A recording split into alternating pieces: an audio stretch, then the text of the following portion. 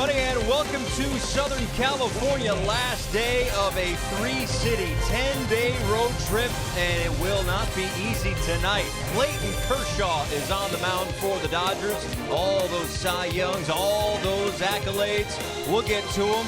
But today, if you could get past Kershaw and the Dodgers, Trevor Richards and the Marlins will take 2 out of 3 from this perennial NL West favorite. With that, we say hi again, everybody, and welcome inside the broadcast booth. Paul Severino, Todd Hollandsworth. So, again, we'll get to Kershaw in just a second, but how about the good that's been going on with the Marlins? It's been about a week since JT Realmuto has been back, and he has not disappointed. Now, JT is so important to this lineup, and you've seen it since his return. Great at-bats, great approach, great success, and results. That's the key word, results. How about it? He continues to impress here at Dodger Stadium. He's hitting every game he's played against the Dodgers at Dodger Stadium or against the Dodgers in his entire career. Look at the numbers, 391, a home run last night. He's been impressive. He's pulling the ball. He's going the other way. When you have a hitter executing his game plan, he becomes a dangerous hitter, and right now JT's doing that. The guy that used to occupy the home broadcast booth, Vin Scully, for almost 70 years, he used to say, Clayton Kershaw, the best they have, he might be the best around. So how do you get to him today? Well, listen, this guy is the greatest of his generation, certainly one of the greatest in the game and maybe the greatest of all-time left-handers. But I'll say this, there is some evidence that he is struggling a little bit this year. We're going to get into it in the broadcast, but I think this is a real good opportunity. Remember this, the Marlins have beaten him 4 times in his career of the 10 times he's gone up against him. He's got a sterling ERA, but who cares? They're finding ways to win ball games. It's probably going to be a tight one today, but that's what the Marlins like. And that's exactly what the first 2 have been.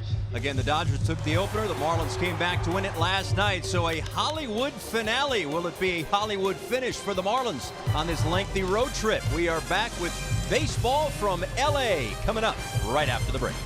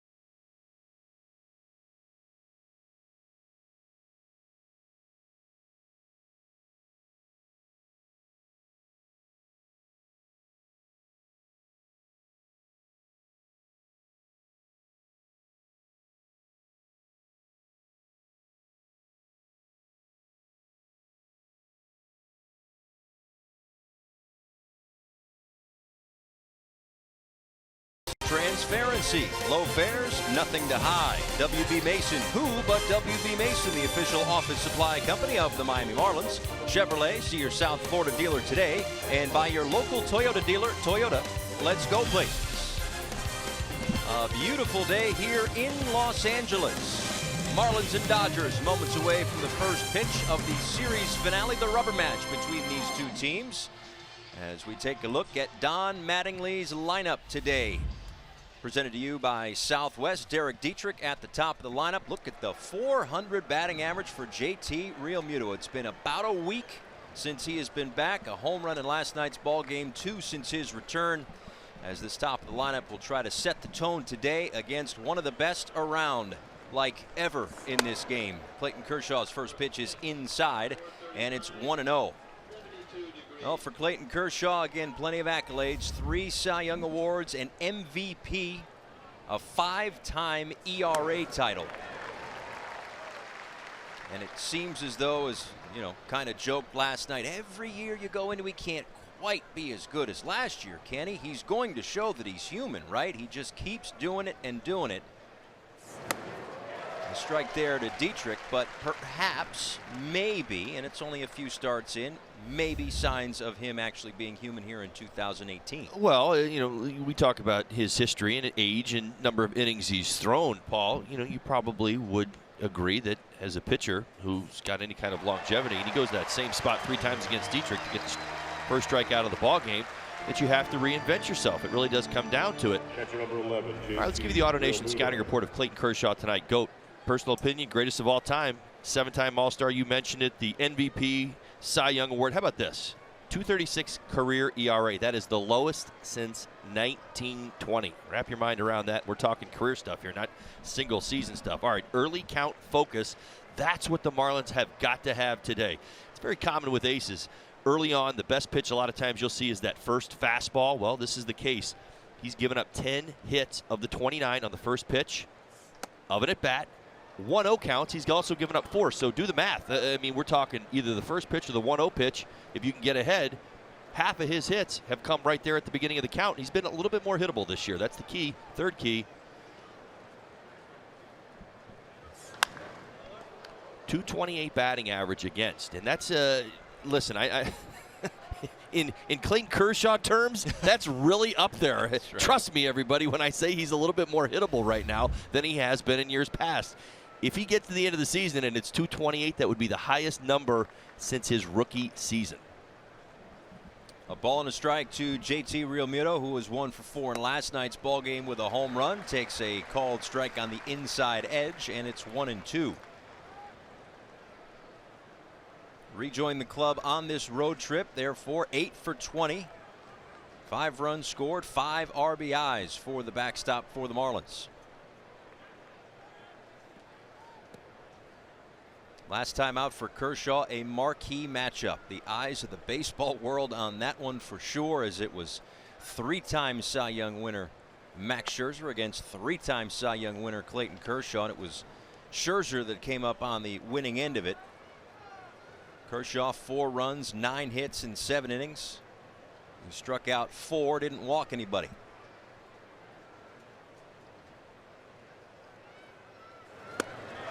And he has 2 strikeouts here in the first inning, Dietrich and Realmuto. Going to the slider early against Realmuto. Let's give you today's starting defense, brought to you by Sylvester Comprehensive Cancer Center for the Los Angeles Dodgers. Peterson, Taylor, Kemp is the outfield today. Hernandez, Seager, Utley, and Bellinger. Grandal back behind home plate once again for Kershaw.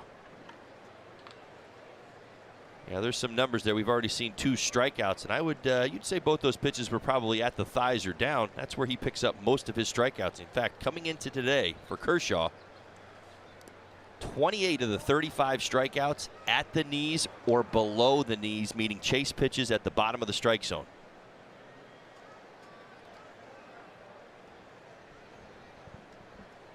Ball and no strikes to Starlin Castro, who was 1 for 4 with a big RBI double in the 8th inning of last night's ball game. Hitting .321 over the last 7 games of this road trip to get the overall batting average up to .293.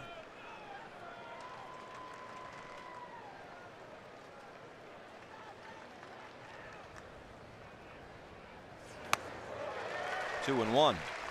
Now you've seen to Realmuto and both Castro a lot of sliders. That's the pitch he throws right in that 88-mile-an-hour range. In fact, he's using his slider almost as much as his four-seam fastball right now.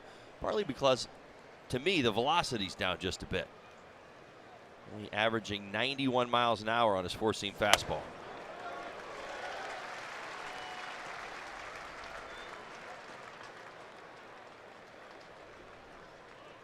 Overall, a tough guy to hit through the years. I think we can certainly say that. And right now, the shadow's not playing into it, but as this game goes along, they certainly will come into play. So something to keep an eye on as this afternoon here in LA progresses. You factor in the mechanics from Clayton Kershaw, some shadows, and it could be tough to pick up the baseball.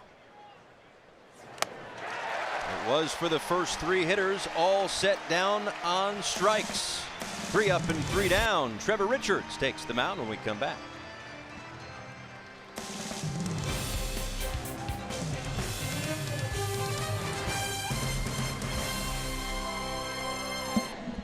It was fun.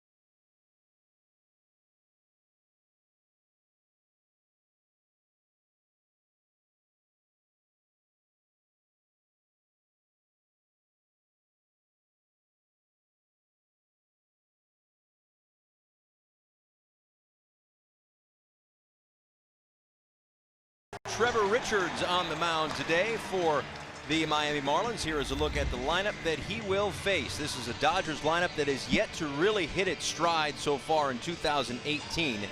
Again, on paper, back at the baseball card, however you want to put it, at the end of the day, they figure to be among the league leaders. But right now, middle of the pack when it comes to batting average in all of baseball, on base percentage, and they are in the bottom third when it comes to home runs. Now, part of that is because there's no Justin Turner. More on that in a bit, but bottom line for Trevor Richards, no easy task nonetheless. For Trevor Richards today, really focused on the first time through the lineup.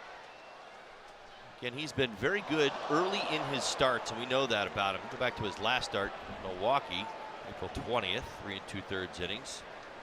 Gave up 5 hits and 6 walks. He was kind of navigating the traffic, but ran into some trouble in that 4th inning. I've said it a few times, fastball, curve, slider, if you want to call it that. Changeup. Changeup's a great pitch for him, certainly his best. He's got to be able to set that up today.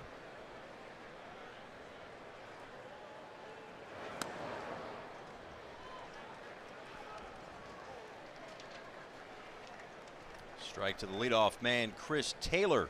Ball and 2 strikes. Taylor's on a 7-game hit streak right now for the Dodgers. 1 for 3 with a double in last night's ball game.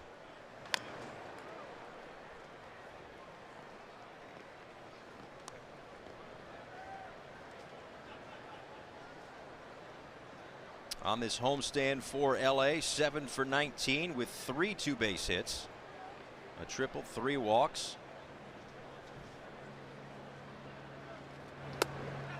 And he's able to hold up 2-2.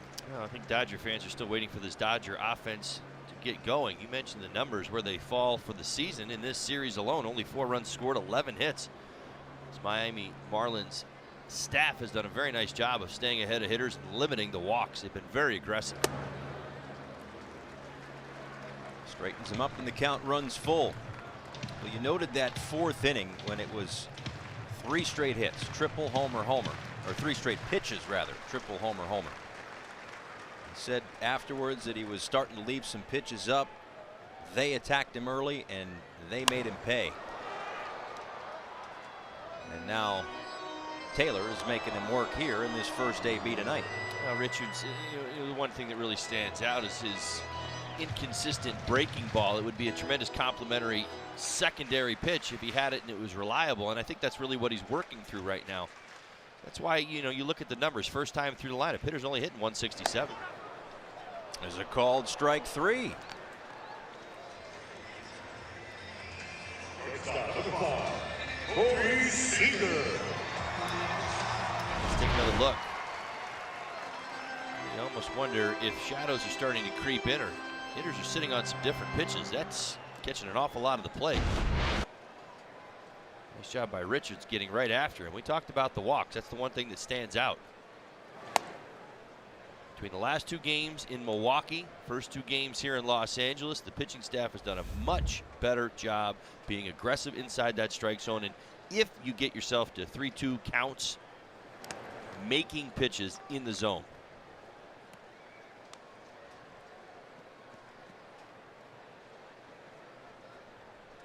A ball and a strike to Corey Seager, who was 1 for 3 in last night's ball game. Had himself a double and a walk. Just 2 for 12 though on this homestand. Nationals were in town before the Marlins. An off day for the Dodgers tomorrow before they head to San Francisco. They've got a doubleheader mixed into their weekend series against their bitter rival.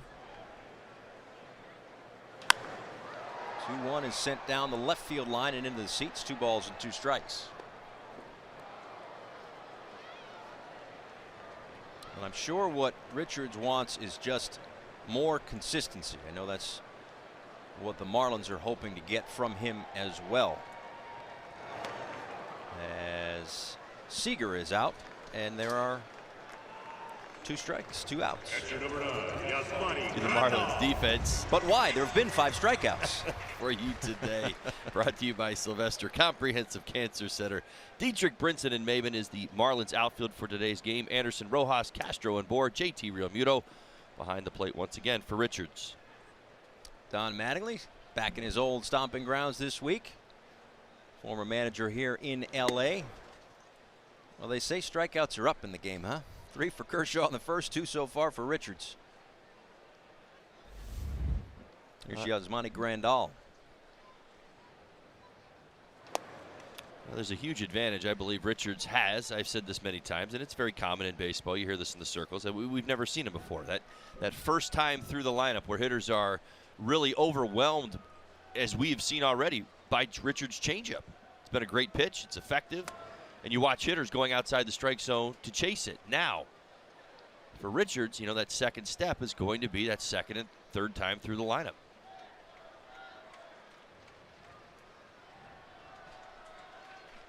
2-1 to Grandal. That one low and in. And what I was saying a moment ago about the consistency is that, Richards certainly he's battled. This is his 5th start. First one was 4 1/3. The second one was 4. His last one was 3 2/3. But a spark of brilliance against the Pittsburgh Pirates when he worked 7 innings and gave up just 2 hits as he issues the free pass to Grandal.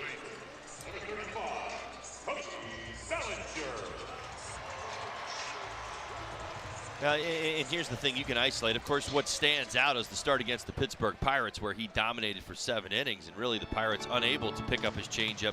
Really didn't make any kind of in-game adjustments. Now, the other 2 starts that you see, there were, as you mentioned, moments of brilliance there where he looked really good, particularly early in the ball game. But what ends up happening is lineup turns back over again. They say, hey, word up and down the dugout. Dude's got a really good changeup, everybody, on your game. Get in there, make sure you get something on it. Here's the other thing. Don't have to respect the breaking ball because he doesn't throw it for strikes very often, and at times he'll make some mistakes with it. I mean, that's how it works in the dugout. You sit down there and you pass information up and down the line. That's where Richards is going to have to make some big league adjustments. Low and in to Cody Bellinger, a ball and a strike. Knocked down there by Realmuto, so no advance over at first. When he starts to see the stubbornness of the lineup and they're not willing to chase the changeup out of hand, he's going to say, where am I going to go to get outs? How am I going to put hitters away?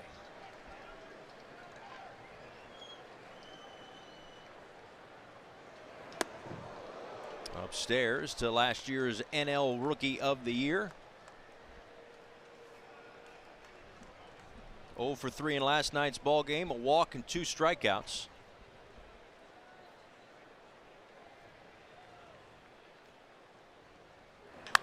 This one is drilled down the right field line, but it hooks foul.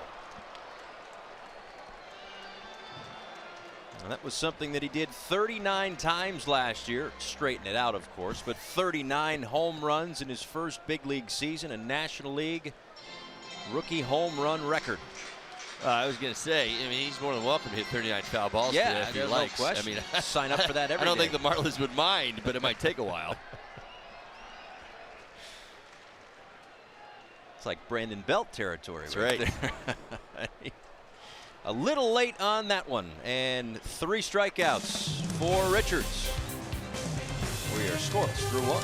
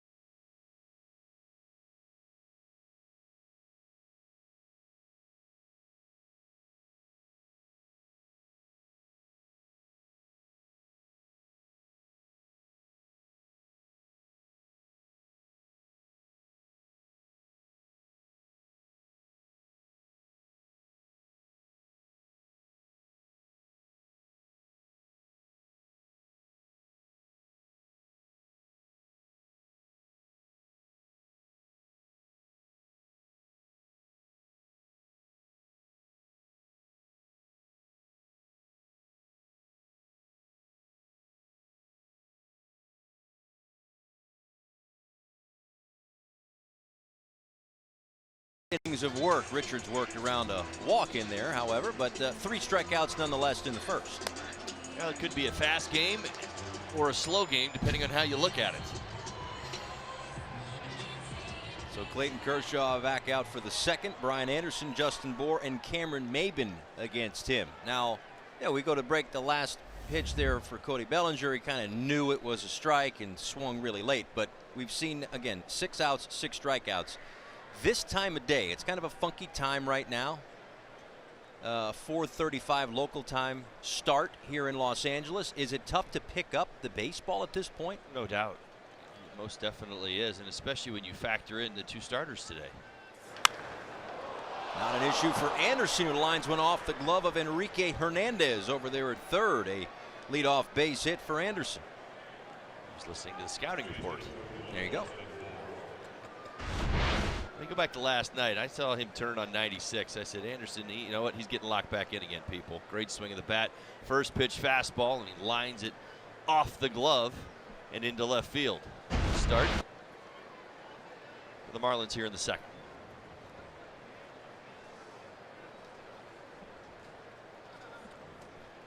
Here's the first baseman, Justin Bour. Takes a look at a called strike 1. Bour in last night's ball game, 1 for 3 with a walk. He's got a hit in 7 of his last 9 games against the Dodgers.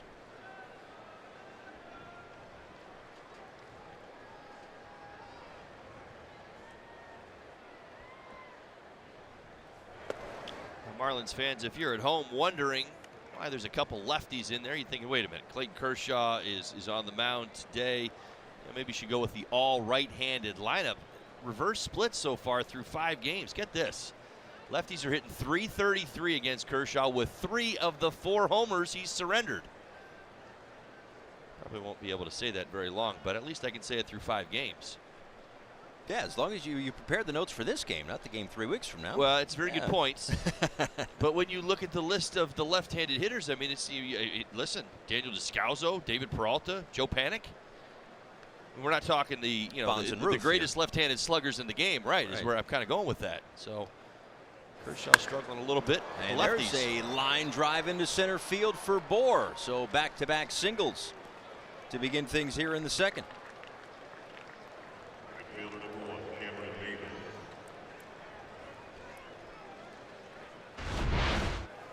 Great swing of the bat.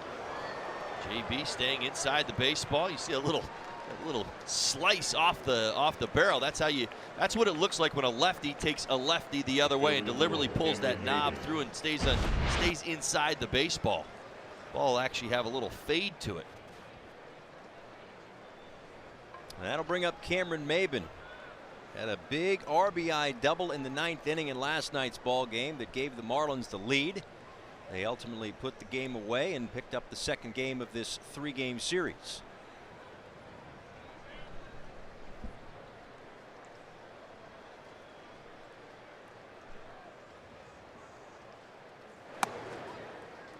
In there for a called strike. A multi-hit game last night for Cameron Maben. 2 for 4. His first multi-hit game since he went 3 for 5 in the second series of the year against the Boston Red Sox.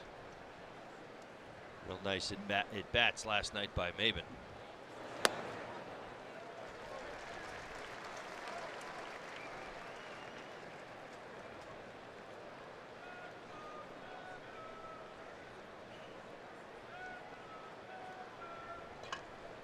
A jam here in the second inning. Back-to-back hits, Anderson and Bohr.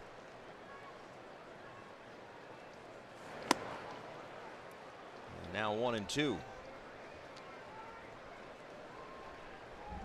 Fastball, slider, curveball from Kershaw today. You're watching at home. He's using that slider an awful lot more, about 40% of the time. So when you see that 88 to 89 range with a little left to right, that's the slider.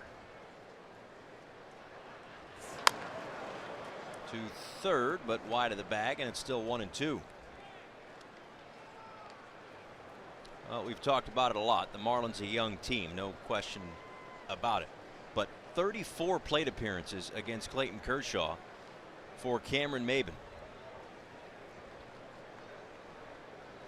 Not a heck of a lot of success, but ask around baseball, and probably aren't many that have had success against this guy.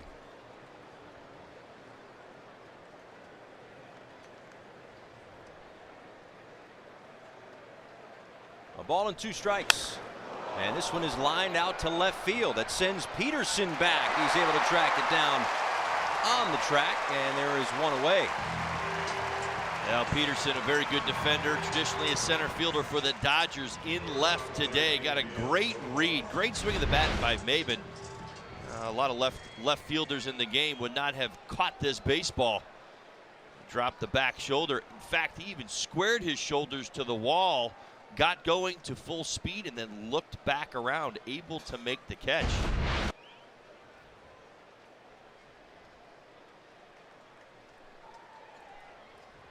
That'll bring up Miguel Rojas. 0 for 4 in last night's ball game.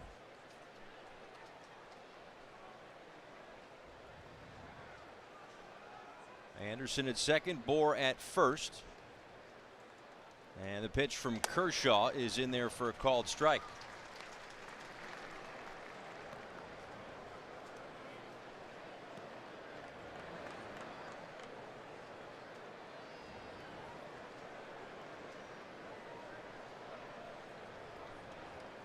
Rojas against his former club in this series.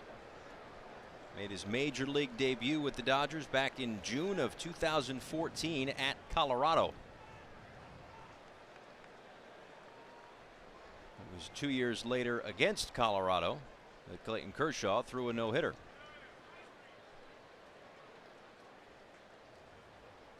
Grandal is going to go out and talk with Kershaw.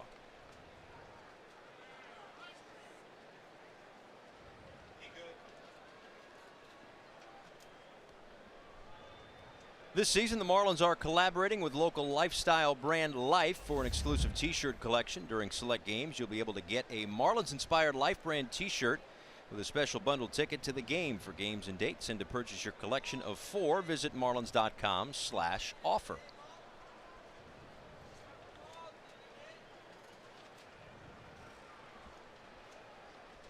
Oh, and 1, and that one is in the dirt. It kicks away from Grandal, and Anderson heads up base running over to third.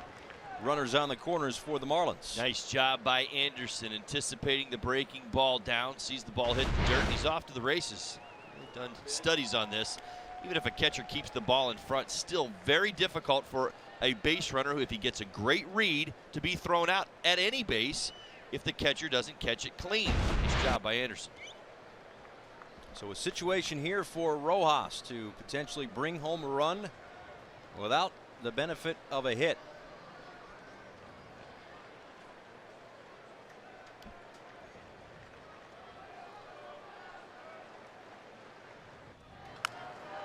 Grounds that one wide of the bag. How fast that shadow has crept out over home plate. Miguel Rojas now completely in that shadow.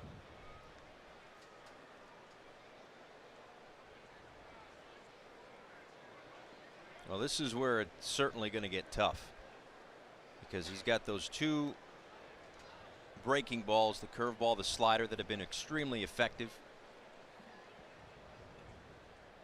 Does Kershaw, so obviously the shadows aren't going to help things one bit. Check on Bohr.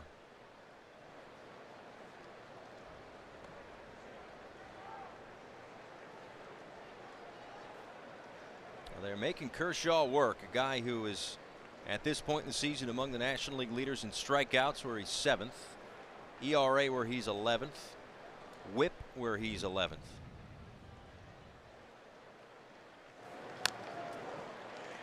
Rojas making him work here in inning number 2.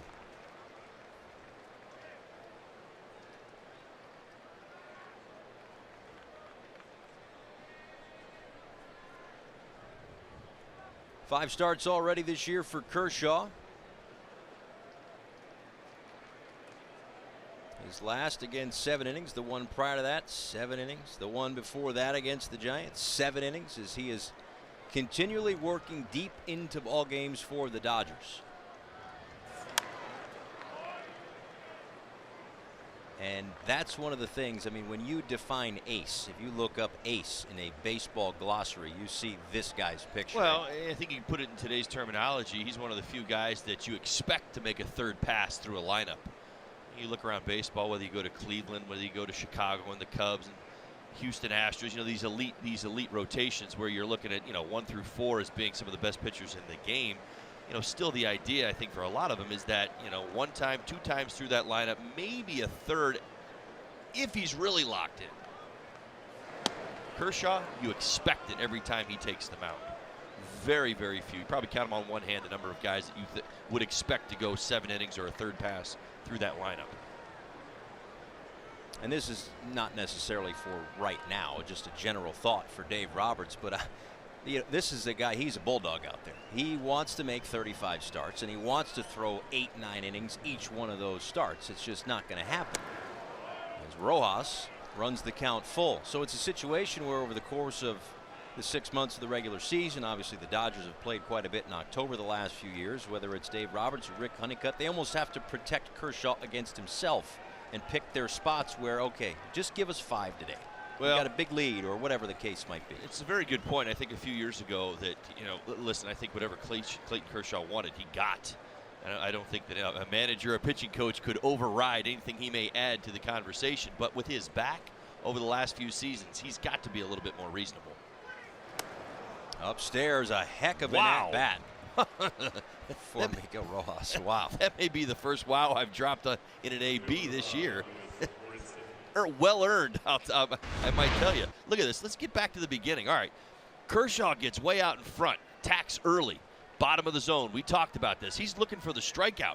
So now he's down 1-2. You're going to watch him foul off a couple of tough pitches on the low corner. You're going to watch him take a couple balls just off the corner and put together an outstanding at bat. Kershaw played his entire hand in that at bat. You saw the slider, you saw the curveball, you saw the fastball. Wow, good stuff from Rojas. Now Lewis Brinson fouls the first pitch back. 0-1.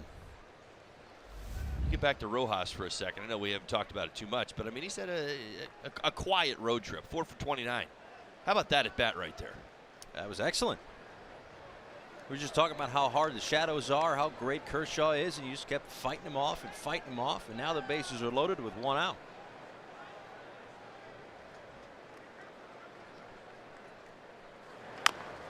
Tapped to Kershaw, who comes home to get the force. Brinson's able to get down to first to avoid any throwdown there, but Kershaw fielding his position to get out number 2. Well, you have to go back a few years, but yes, Clayton Kershaw is a Gold Glove winner. Yeah, that's right. He did a nice job here. Fields the short hop right out in front of the mound and a short toss. Not easy to do. You know, most pitchers, once they get off that mound, they sometimes have a hard time coming up with a short throw to a base, but right on the money with that one. So now it's Trevor Richards.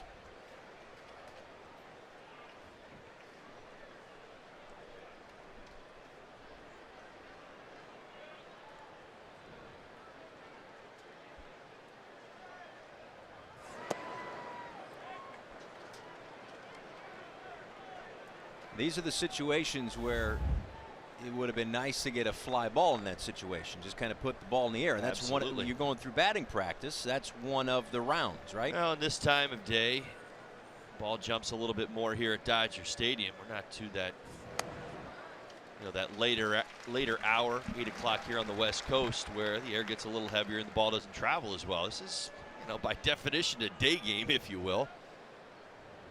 Early evening, but the ball's still jumping pretty good.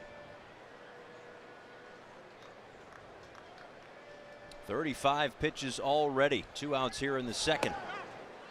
Moves Richards off the plate, 2-1.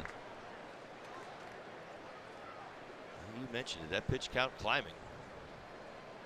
Marlins have been quite deliberate in their approach.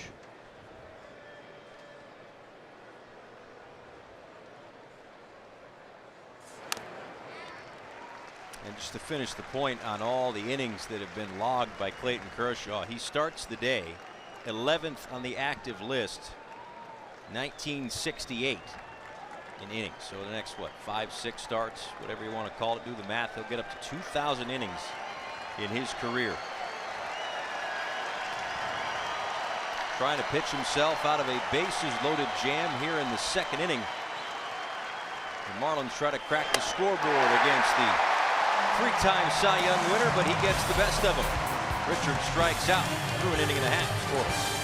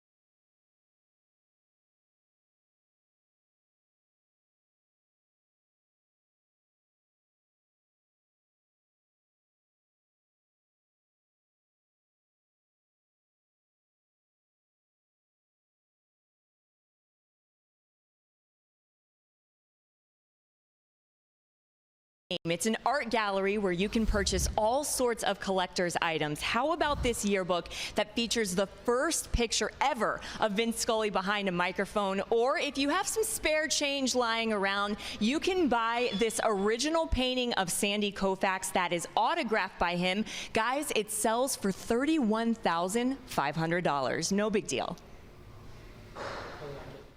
Spare change? What kind of couch does Jessica Blaylock have that there is that kind of money laying around? My goodness. She's loaded. I tell you what, though, it's been fun to be out here for 3 days. I know you played first few years of your career out here, and it's always nice to check this out. I mean, obviously, this part of the country is beautiful as Matt Kemp flies out to Cameron Maben for the first out here in the second inning. After Kemp, it's Peterson and Utley. But when you come out here, again, it's what, the third oldest ballpark in baseball, right? The second oldest in the National League. It's Fenway, Wrigley, and here. You come here, beautiful backdrop out there in center field, a great view for us these last 3 days, but also just the history that's come through here, whether it's Vin Scully and the broadcasting, all the championships along the way, of course, the Rookies of the Year, the Gold Gloves. I mean, we'll walk from the field up to the press box, and it seems like every award that's ever been handed out is here. I'll ask you one question, and the 3 days you've been here, and I think it'll kind of sum it all up. Have you come across a stadium, and again, I know it's really early in the season, but I doubt you will, that recognizes its past as well as this one, whether it's the Rookie of the Year row, the Gold Glove row that you and I walk by every day going up the elevator, right? I mean, it's like, look at how history is remembered in this ballpark. It's a classic old building, but it was built spaciously, and I think that's what's so endearing. I mean, when you sit here and you realize that, everybody in this building tonight, other than us in the booth, is comfortable, that it's like, one of the best places. I mean, Tommy called it Blue Heaven. That's what it was. Yep, it is. Am I lying about the booth? It's snug. It's cozy. That's nice. I like it. We're just to the right there. Oh, there we go. Baseball's more important. We'll go down to the field. That's fine. Low to Jock Peterson, 2-2. There we are. Hi. All right, that's Todd. Here we are. I'm Paul, and here we are. Don't follow the voices. That's right. You'll get lost. 2-2 to Peterson. And he is called out on strikes, the fourth for Richards. Well, good to see Richards. We talked about his early game success, but with these shadows, got to dial it up, got to stay in the zone. And you look at the swings, even on both sides. I know the Marlins have had a couple of hard-hit balls, but I mean, these shadows, your starting pitcher right now is in full sunshine, and the hitter, catcher, umpire in a complete shadow.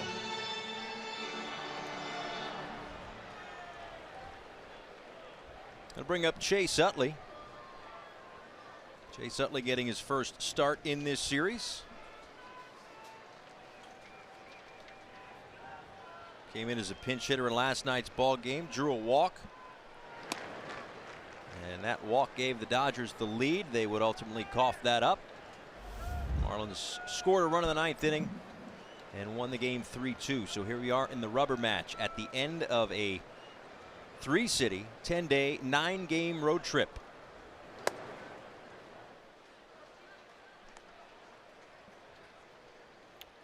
Well, a chance to win a series, very important. Certainly would feel good taking 2 of 3 for the first time this season, winning a series. Oh, why not? Throw Kershaw in there too. Come up with a better guy to do it against? I don't think Koufax can pitch anymore. Nope.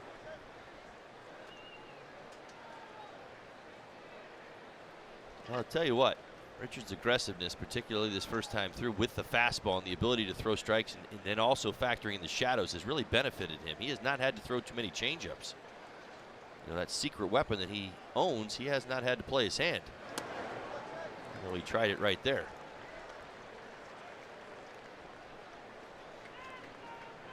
And the numbers themselves, they certainly stand out to why Richards at times struggles. We talk about that third pitch, but if he can hold on to that changeup for that second time through, it's definitely going to help. Anderson and Urania, the two starters on Friday, but first wrapping up this series in LA before tomorrow's off day as Utley grounds out to second to end the second. We're scoreless in Hollywood.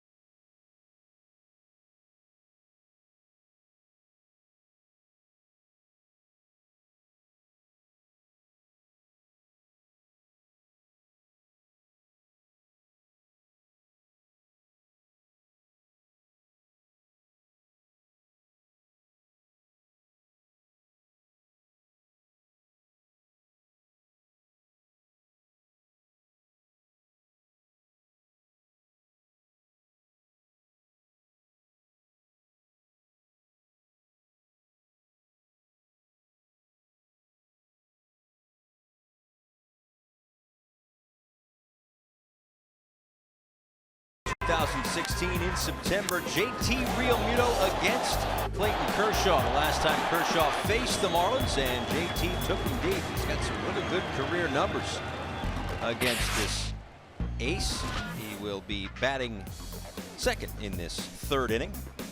As looking at the numbers here, presented by AARP, when JT Realmuto takes on Clayton Kershaw, it has been great success for the backstop. First pitch to Derek Dietrich is in there for a called strike. Top of the order, Dietrich, Realmuto, and Castro, all three of which struck out back in the first inning against Clayton Kershaw. This one is tapped and picked up by Kershaw. There is one away.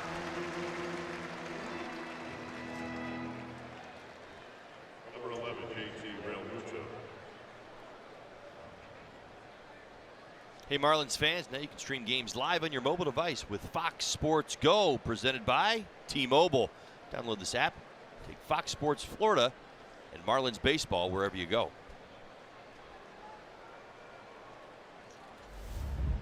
So it's now 9 plate appearances, 8 at-bats, and 3 hits. Did you have a guy, I'm sure we could look up the numbers, but did you have a guy who was on a level similar to Kershaw, who, you know, got everybody out that somehow, some way, with all due respect, you managed to have success against? I had a few guys. They'll remain nameless for now. Oh, come on. We got the internet. No.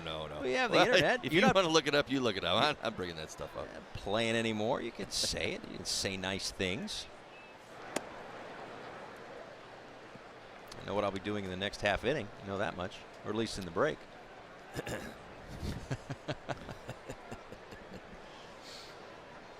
That's how they play him. 3 on the left side against Realmuto. Oh, and you would ask the question, why in the world are the Dodgers playing this overshift on JT? We've watched all series long use the entire field, right? Line to line, home run to right field, base hit to right. He's got a base hit to 2 base hits to left in the series. It's the way that Kershaw was choosing to attack him.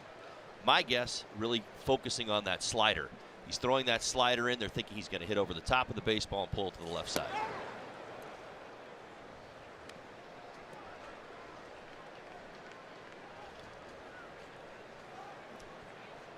There's JT's hits by direction. Certainly tells the story and why he's hitting so well in the early going. It's just a bit of a different dynamic when he was at it a week ago. Had that back injury in the middle of spring training, and of course all the hype and the hoopla around whether or not he'll be back for opening day. Well, he didn't come back until a week ago. So 2 weeks into the regular season. But the whole point is that get him in there so he can stay healthy for the entire season because of what he means behind the plate, what he means at the plate, and keep him out there as much as you can as he grounds out for the second out here in the third. Number 13, Starlin Castro.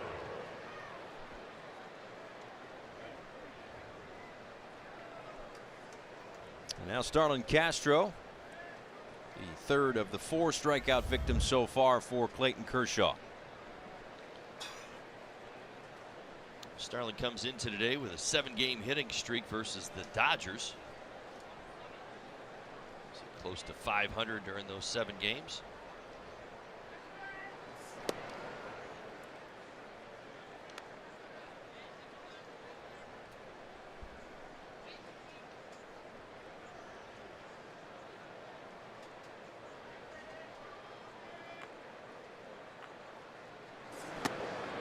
Inside 2-0. We talked about the start last time out against Max Scherzer. Dave Roberts talked about how Washington attacked Kershaw, knowing that he's a strike thrower. Get him before he gets you was their mentality. High risk, high reward, he said. Back that up coming into tonight. I mean, he's one of the league leaders in first pitch strike percentage. I love this stuff. It's so sabermetric-y sometimes, right? 70%. That's what you want to know. That first pitch of the ball game, or first pitch to a hitter, is generally a strike 7 out of 10 times. But a 4-pitch walk to Castro. The second walk issued by Kershaw. Number 15, Ryan Anderson.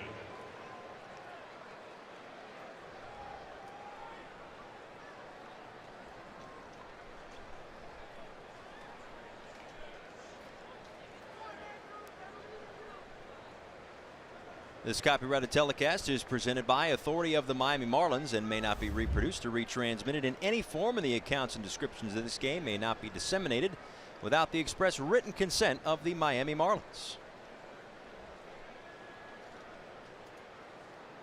Pitch to Brian Anderson is upstairs. A ball and no strikes. Well, now, again, to beat the dead horse of the shadows, now it gets funky too, because the way that there's like a cutout kind of in the way that the stadium is. So it's light into shadow into light into shadow. So yeah, I mean, you want to be a big leaguer, right? Facing Clayton Kershaw, regardless, is not easy. Starts in the sun, goes into the shadow, and then kind of comes back into the sun. Got to really concentrate on the release point. Well, 3-day starts for Clayton Kershaw this season. 3 of his 5 starts. 1.35 ERA in those day starts.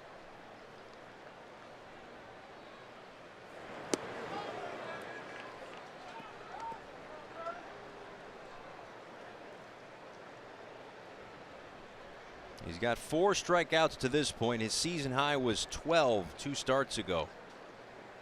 He struck out 12 Arizona Diamondbacks. 22nd time in his career he struck out 10 or more and issued no walks.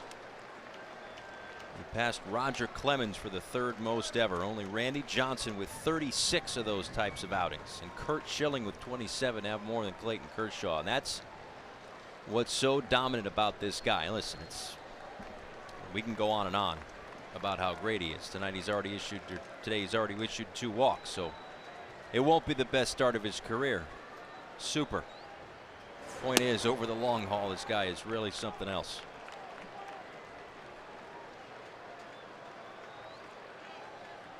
They have made him work to this point. 55 pitches. Here we are in the top of the 3rd. They gain an advantage. Castro will be in motion. 3-2 pitch. Anderson can find a gap. That misses low. Back-to-back walks. Number 41, Justin Moore.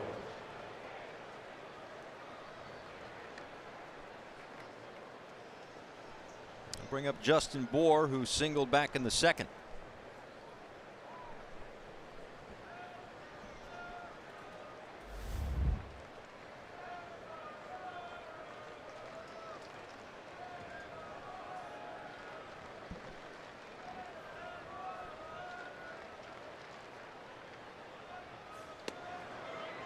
The way that he singled, right back up the middle, kind of slicing back toward left center field, but a nice knock up the middle for Justin Bour back in the second.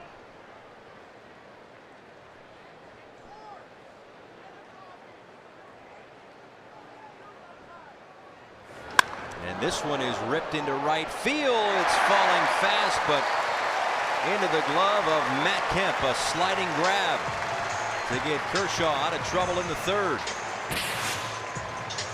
Matt Kemp back to his old ways on defense.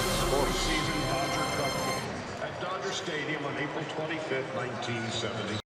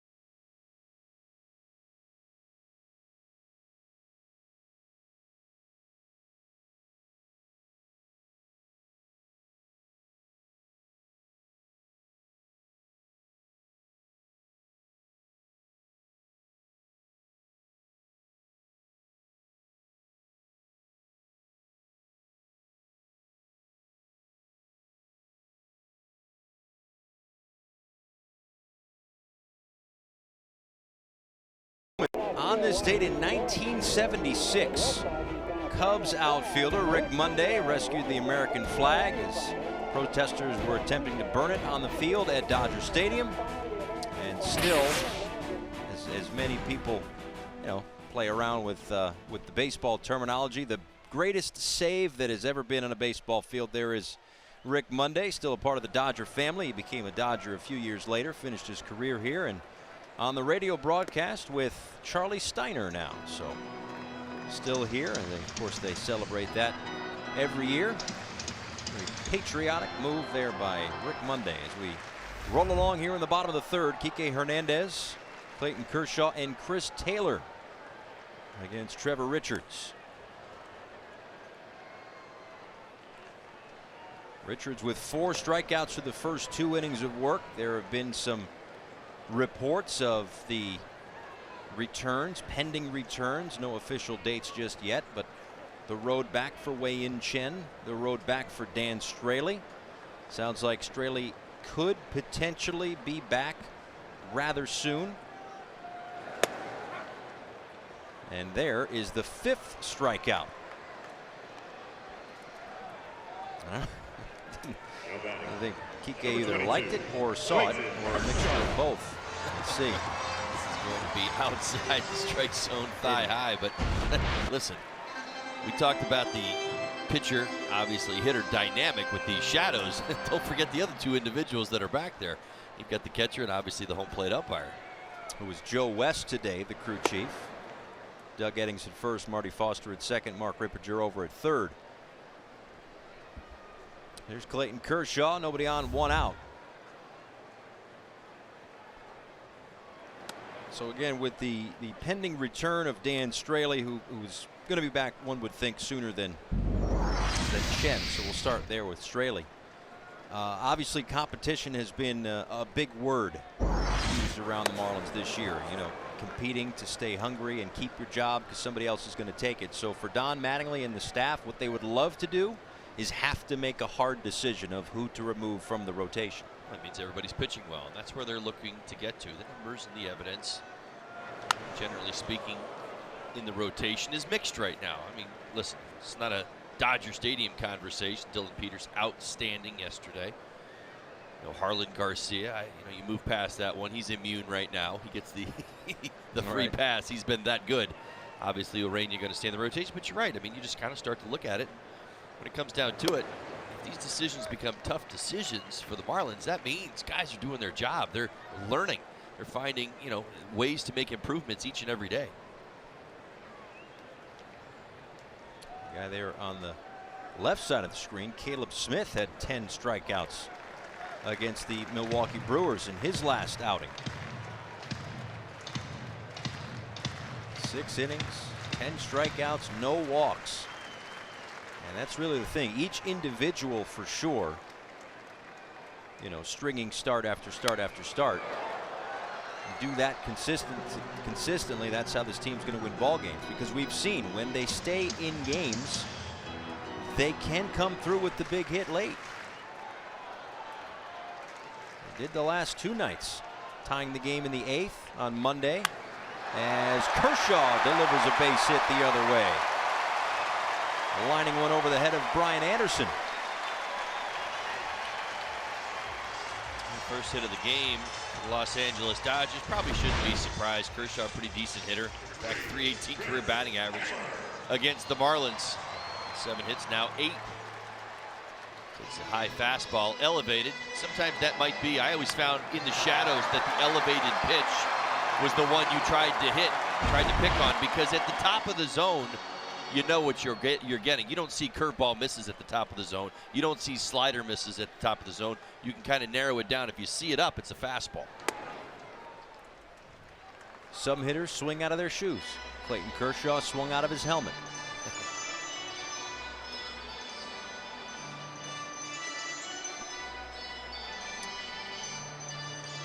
Check out All You Can Eat Saturdays next homestand. Starting at just $30, you'll get a ticket to the ball game, unlimited Nathan's hot dogs, popcorn, peanuts, nachos, Pepsi soft drinks, or Aquafina water. Enjoy these ballpark favorites when the Marlins battle the Rockies on Saturday, April 28th. Starts at 7:10 p.m. Buy your tickets today at marlins.com/AYCE. Chris Taylor swings at the 1-0 pitch, pops this one up, and it will get in seats behind the Marlins dugout. 1-1.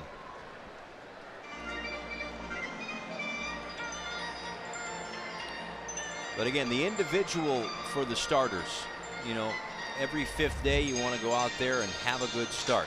Then you start to, and we've seen this at times, they've had 3 or 4 starts in a row where every single one of the guys, whether it was actually this triumvirate right here on the homestand where it was Garcia, then it was Peters, and then it was Richards really coming through. So that's the thing. The old thing is keep the line moving. If the starting rotation can keep the line moving, keep the team in ball games. The bullpen's certainly strong. The offense can stay in it, put some runs together again late in the ball game. Who knows? Surprise some people.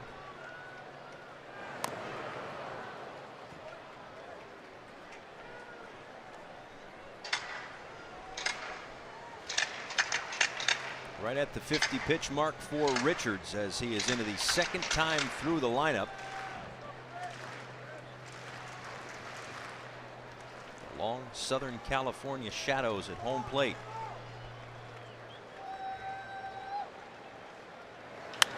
As Taylor sends one out to right center field, a long run for Maben, but he's able to battle the sun and put it away for out number 2.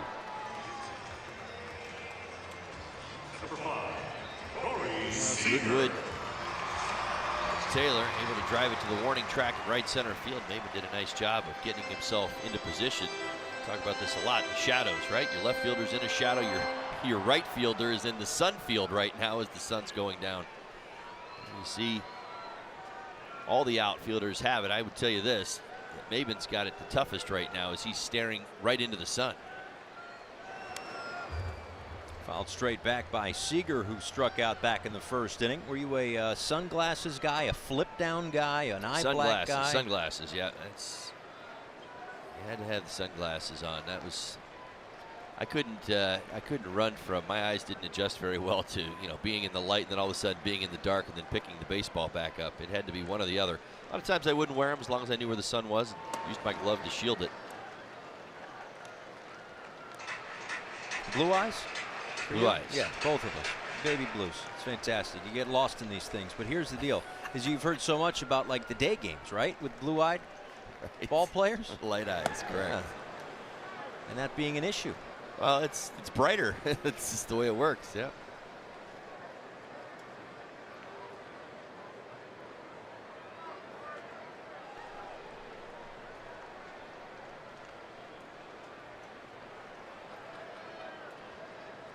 One-two to the former Rookie of the Year, Corey Seager, takes outside, 2 balls and 2 strikes. Seager has yet to really hit his stride so far here in 2018, hitting just .238 on the season.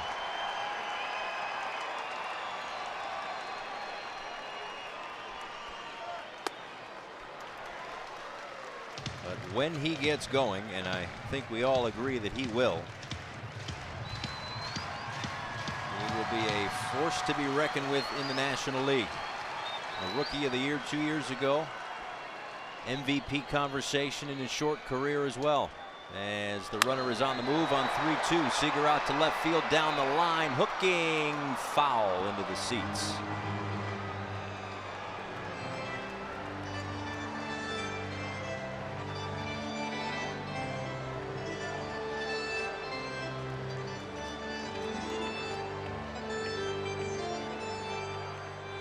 Same year he won the National League Rookie of the Year unanimously. He finished 3rd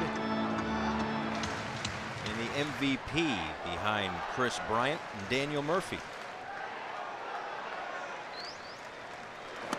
Runner goes again on 3-2, and once again Seager strikes out. That's 6 for Richards. Scoreless.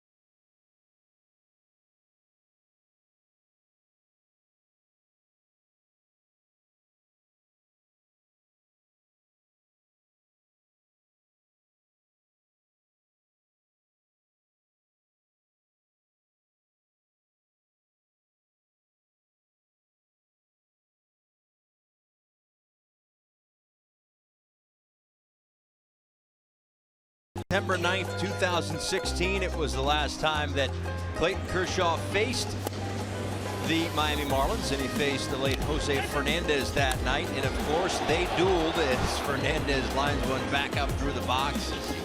Flexes after the hit. He gets Grandal. Yasiel Puig and all his flash and flare blows a kiss and then gets blown away. It was a career high time 14 strikeouts that night for Jose Fernandez. As we showed you before, JT Realmuto homered off of Clayton Kershaw, but of course the unfortunate part of the whole thing is Fernandez made only 2 more starts after that before his much too soon death in late September. But in terms of that game and that matchup, boy oh boy, those guys fun to watch when 2 aces go head to head on a given night. All these people that love offense, you give me a pitcher's duel any day of the week. I'll tell you what, Jose had some great quotes after that ball game.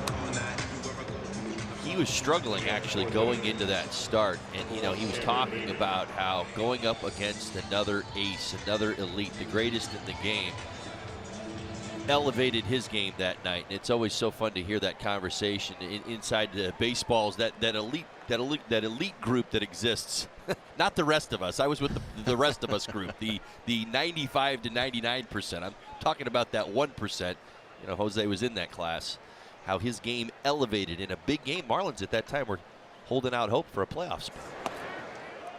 That one is low to Cameron Maben. Maben, Rojas, and Brinson due up here in the top of the 4th inning. Next pitch will be the 60th for Clayton Kershaw. He got Maben to line out to deep left field back in the 2nd inning. That's the thing. Yes, as a competitor, if you're a pitcher, and I know you weren't, but I know you'll know where I'm going with this. As a pitcher, to see the other guy whose name is on the marquee up against you on a given night, it's easy to think, okay, it's me against him.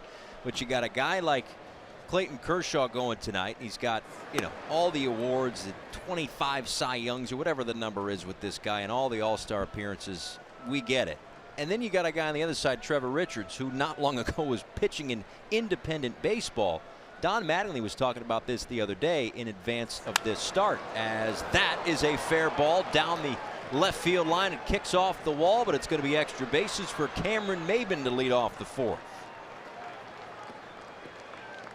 Maben stays hot, swinging the bat all series long. Obviously last night, in fact, his first at bat, robbed of a double by Peterson. Tucks it inside. 3rd base line.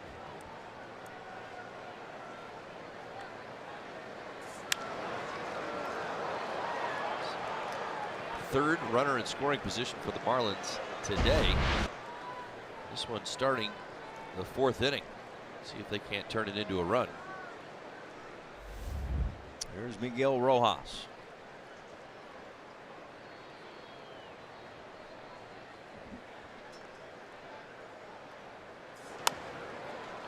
Worked a walk with a terrific at bat back in the 2nd inning.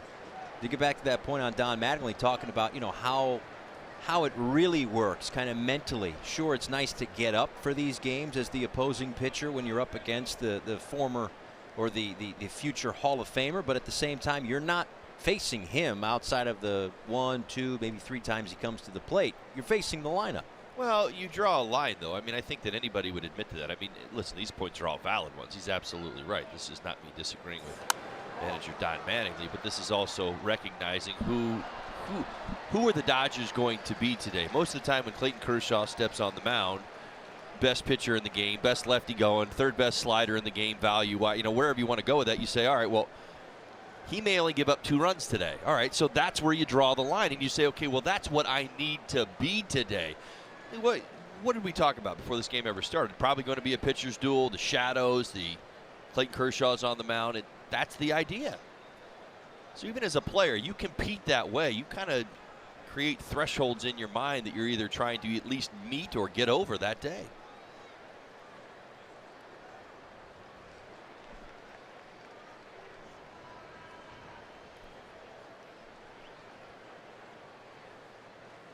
Kershaw and Grandal, they have already had a couple of meetings on the mound. They are down to 4 by my count. It's time for the Toyota Trend tonight. Clayton Kershaw against the Marlins. Look at that. In the top 5 of worst records against. Love it. Yeah, no. It's a 2.57 ERA. Darn it! I told you. That's why I didn't want you to go there. we were going to eliminate that. Rojas loops one shallow right. That's going to get down. Maben is going to get held at 3rd. As Rojas with a nice job there, just kind of fighting that one off, flicking it into shallow right. He's been on base twice, and it's 1st and 3rd. Yeah, Rojas, probably the best guy in this lineup today when you think about what his approach typically is, and when you factor in the shadows, being able to let the ball get deep, travel, stay inside the baseball. He's been Two quality at bats. Fights it off, dumps it in right field. Maben had to hold up as that ball potentially could have been caught by Utley. Utley did everything correct. He chased after the baseball with his glove in the air. Caused Maben to freeze. So first and third, nobody out. Another situation here for Lewis Brinson to situationally hit. He was up with the bases loaded back in the second. He tapped out in front of the mound. Kershaw flipped home to cut down the lead runner. He squares but pulls back and takes ball one.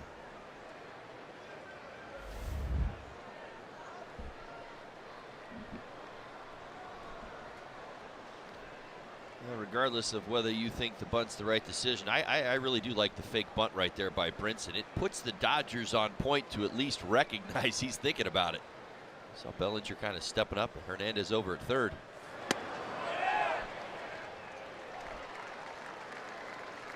Home plate umpire Joe West said that was a swing, and that was a strike. So 1-1. Kershaw back to the slider.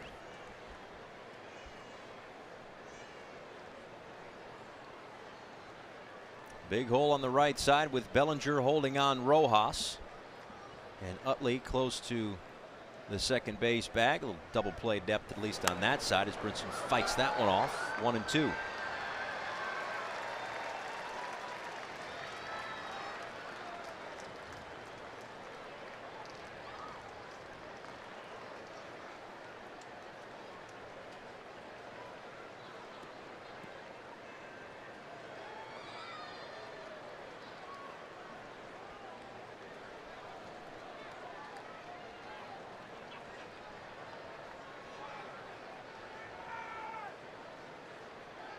One and two to Brinson is upstairs. 2 balls and 2 strikes.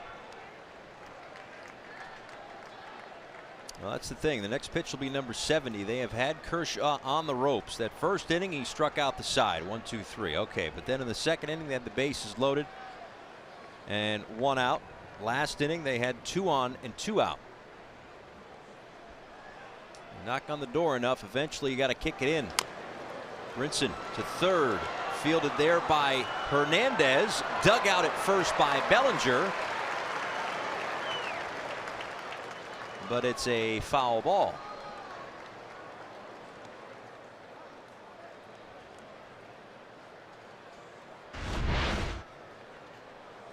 Another look.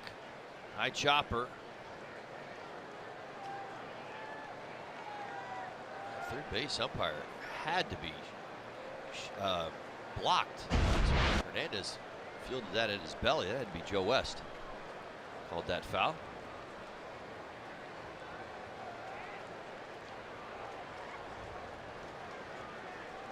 All right, so we'll do it again. 2 balls and 2 strikes with runners on the corners and nobody out here in the fourth.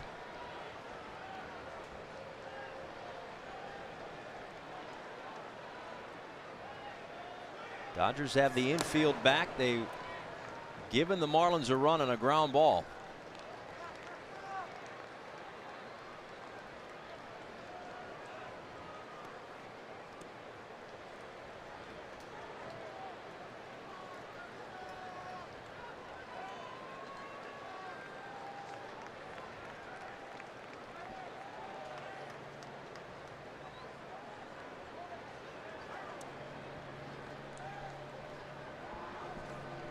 Interesting scenario coming up for Clayton Kershaw, not just in this game, but overall. He, of course, has that 7-year, $215 million contract that he can opt out of after this year.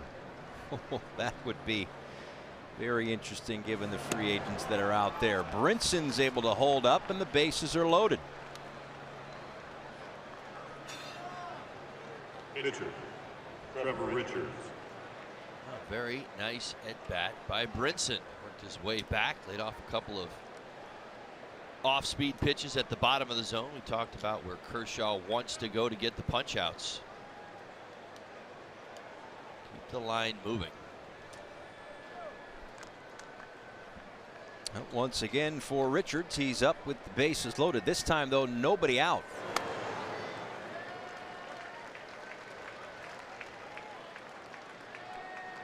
This is one of those scenarios where it doesn't matter if it's the pitcher hitting or your cleanup hitter. The Marlins have got to score a run here.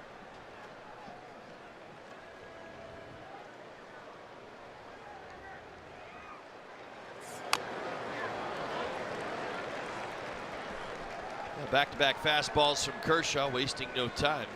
Mentioned it, 74 pitches and in trouble here in the fourth.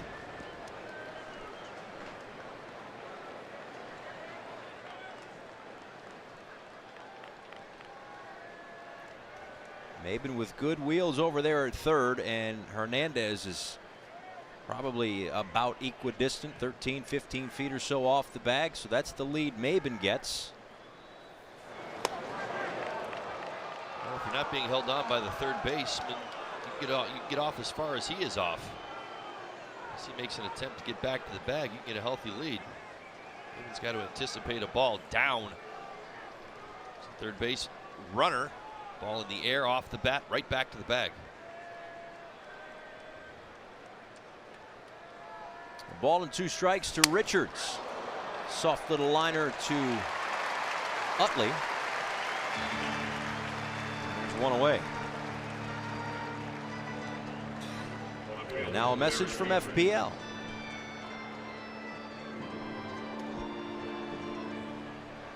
At FPL, we're using technology to help us keep reliability high and bills low. That's how we're changing the current.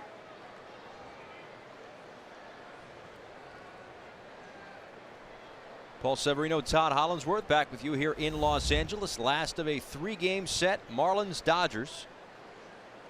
A great opportunity here for the Marlins. The bases loaded, nobody out right before that soft little liner off the bat of Trevor Richards. So the leadoff man Derek Dietrich now bats with the bases loaded and 1 out, and it's 0-1. Well,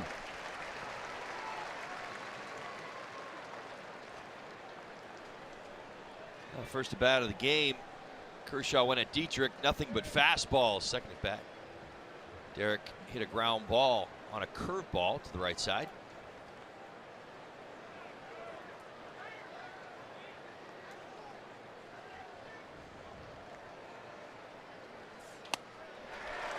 And it's 0-2. Looks like Dietrich, who has historically had very good numbers against lefties, good numbers this season coming in, is having a hard time picking up Kershaw.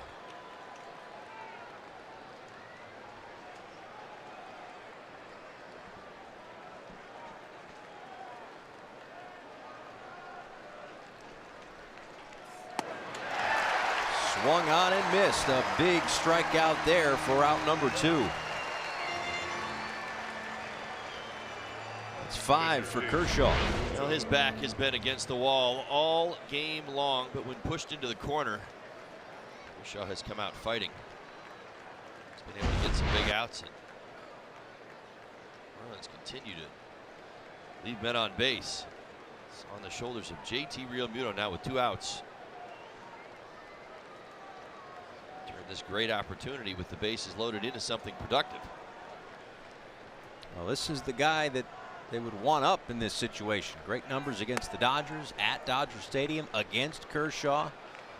Whatever it might be, and it's a ball and no strikes to the Marlins backstop.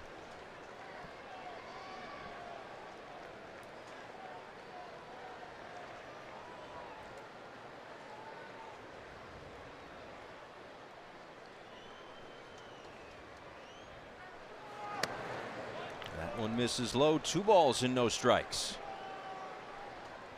Realmuto struck out in the first, grounded out in the third.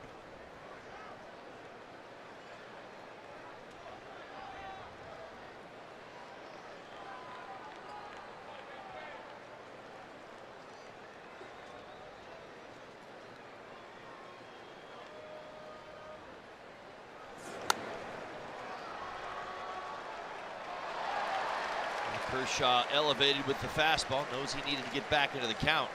Just going to pipe one down the middle to JT.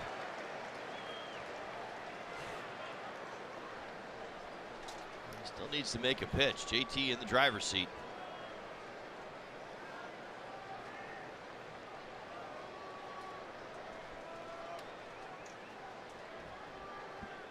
The 2-1 pitch on the way, and now 3-1.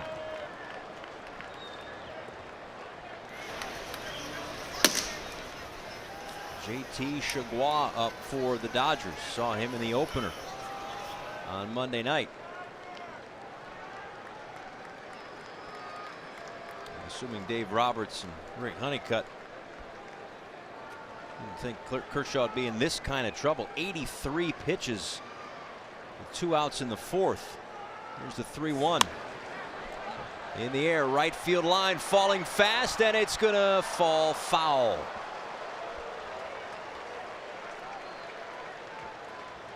By a couple of feet, and that would have been trouble. Now no man's land. The way they were playing, JT kept way over, and Bellinger really no shot. The 3-1 pitch, perfectly placed. Bellinger almost playing halfway between first and second. He's the lone defender on the right side right now.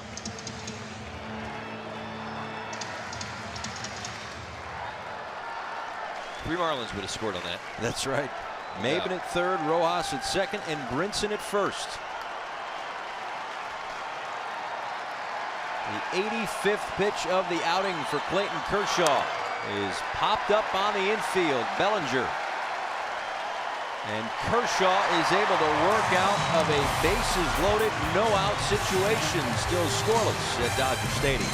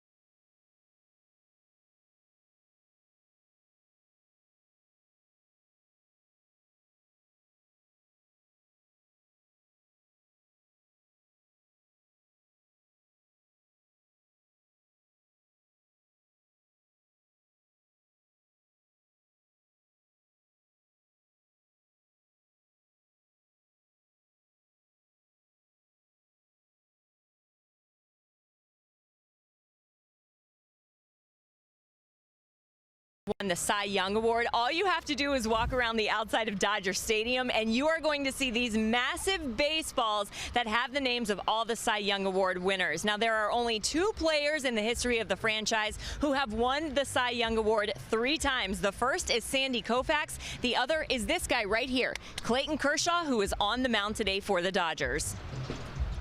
Jessica, thanks so much. And it's those situations that have made Clayton Kershaw so great throughout his career. Bases loaded and nobody out. And he's able to work out of it without getting a run across for the Marlins. So he had the bases loaded, pop up, or a little line out, strike out, pop up. And that was it. You're not going to get many more golden opportunities like that against Kershaw. You got to keep grinding. Can't look back. It's obviously missed on some opportunities. Richards has done a nice job today. He needs to keep things moving in this direction.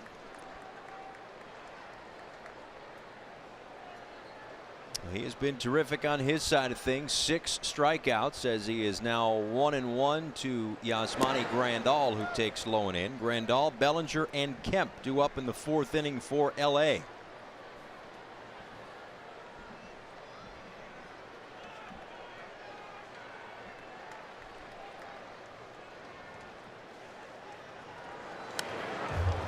Straight back, 2-2. Grandal had an 11-game hit streak come to an end on Monday night when he went 0 for 4.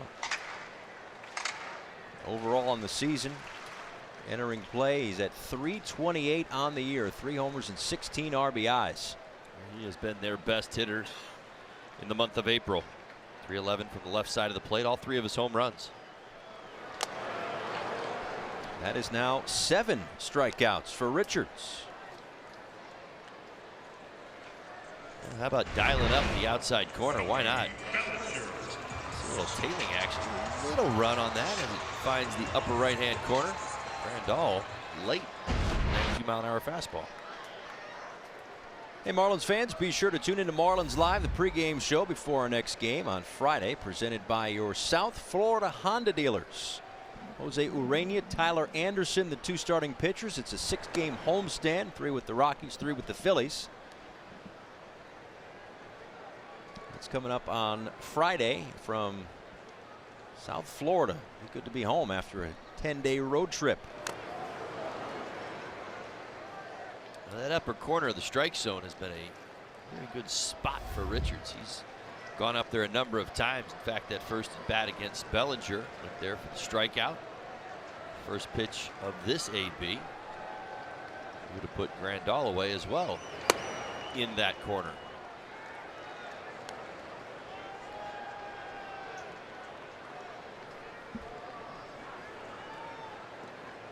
One and 2 for Richards, who has already surpassed his career best in strikeouts. Looking to add to it here. Did he go? He did. Make it 8 strikeouts for Trevor Richards. Now that's where the changeup proves most effective. Fastball, fastball, changeup. Hello. The darting action down in the zone. Even Bellinger, who has been struggling on the homestand, unable to hold up. Trevor piling up the strikeouts this afternoon, or this evening, whichever it is.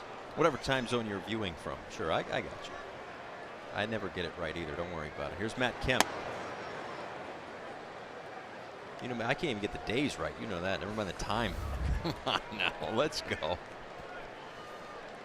You know, you did attribute that, though, to this being my rookie season, but I will tell you this. I hope we do this together for 20 years. You'll know I never know what day of the week it is. Ever. Matt Kemp grounds out a 1-2-3 4th inning. What a day so far for Richards. We're scoreless.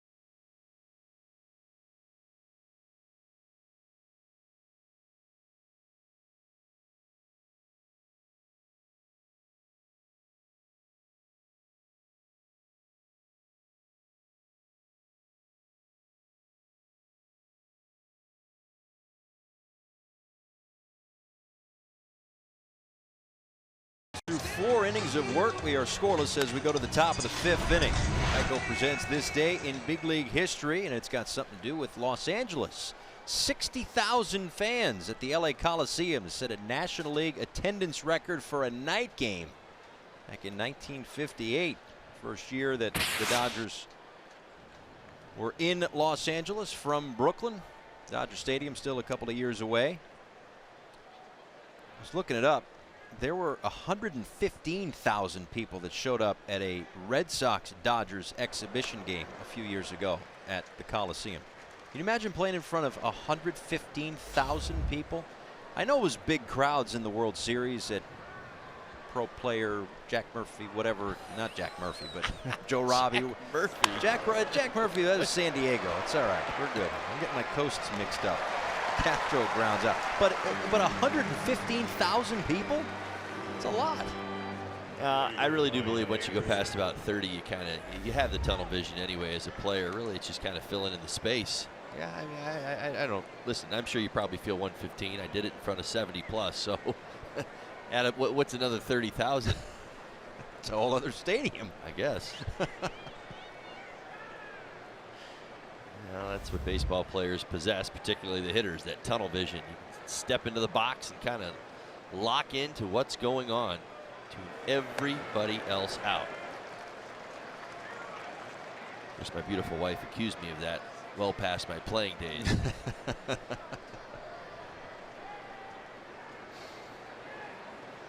0-1 to Brian Anderson. Since rebounded, though, so I'm good. That's good. That's good. She said it took you a few years to get that out of your system. It's tuning everybody out. Said I'm hitting still.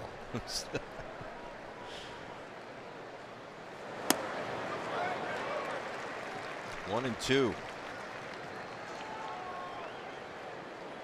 Now, depending on how you want to look at it, obviously from a Marlins perspective, it was a golden opportunity wasted as they have left the bases loaded twice against Kershaw. But in the last half inning, for them at least, their last offensive inning, they had the bases loaded, nobody out. And Kershaw able to wiggle around, get out of the jam without the ball leaving the infield. It's a little off, and there are now two away here in the fifth. The breaking ball has shown itself a few times this inning. Effective. Just take another look. Top to bottom, about 72 miles an hour. You see it. You recognize it at the top of the zone. Ends up at your knees. It's a strike either way. Just got to do your best to foul it off. Start your day with first things first. Join Chris Carter, Nick Wright, Jenna Wolf for the best morning sports show on television. First things first, weekdays on FS1 and streaming live on Fox Sports Go. Your morning routine just got a whole lot more fun. 1-0 to Justin Bour, who singled back in the second. Takes a look at strike one on the lower part of the zone. All things being equal, he's had the best two at-bats of the day. Line drive to center field, lined out to right, his second time up. And now a 1-2.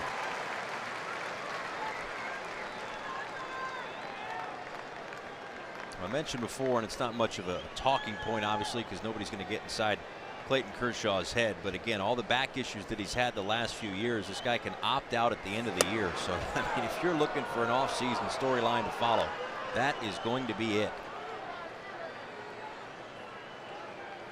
Owed $33 million this year, 32 next year, 33 in 2020.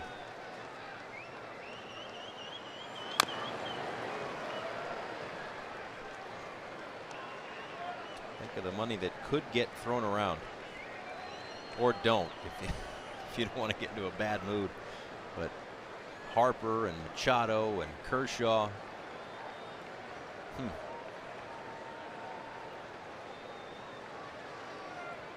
But for now, a 2-2 pitch to Bour in the dirt. The count runs full. A nice job laying off the breaking ball. Kershaw has thrown it a few more times. Castro, Anderson, and Bour here in the fifth. Just Bour chased after that curveball for the second strike, laid off it for ball three.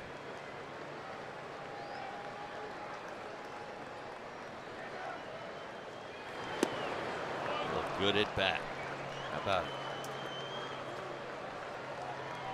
It's the fifth walk. Well, as surprising as that is, so was the back-to-back walks in the third inning. So much so I had to put some people on it and find out when was the last time Clayton Kershaw walked back-to-back hitters. Getting all the way back to 2015. Remember back in the third inning when we saw Castro and Anderson walk back-to-back. September 19th against the Pirates. It's been almost 2 years. For 2 years, Clayton Kershaw, you can tell he's being forced into the strike zone today.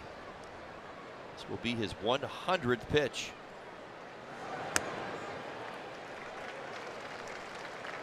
So he has 5 walks today. The man issued 11 walks in 2016. The year. Now granted 21 starts that year, but 11 walks in 149 innings pitched. Listen, the Marlins have put together great at bats today. They have not changed their game plan. They've stayed inside the baseball. They've allowed the ball to get deep. They have not wandered out of the zone.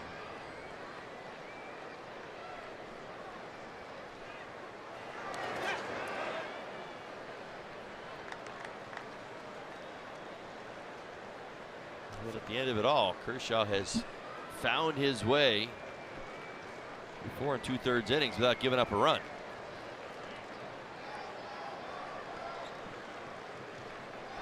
The Marlins have had their chances. 8 left on base. 1 for 8 with runners in scoring position. There has been traffic for Kershaw. 3-1.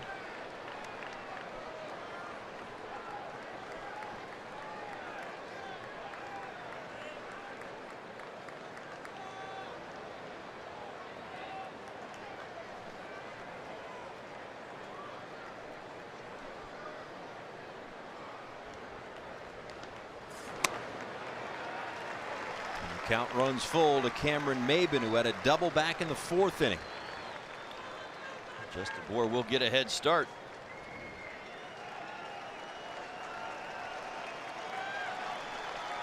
Off with the pitch. Maben finds a gap. Marlins may have a chance. Sneaking a run across. Here comes the pitch. It's low and in. That's the 6th walk today for Kershaw. Shortstop Miguel Rojas.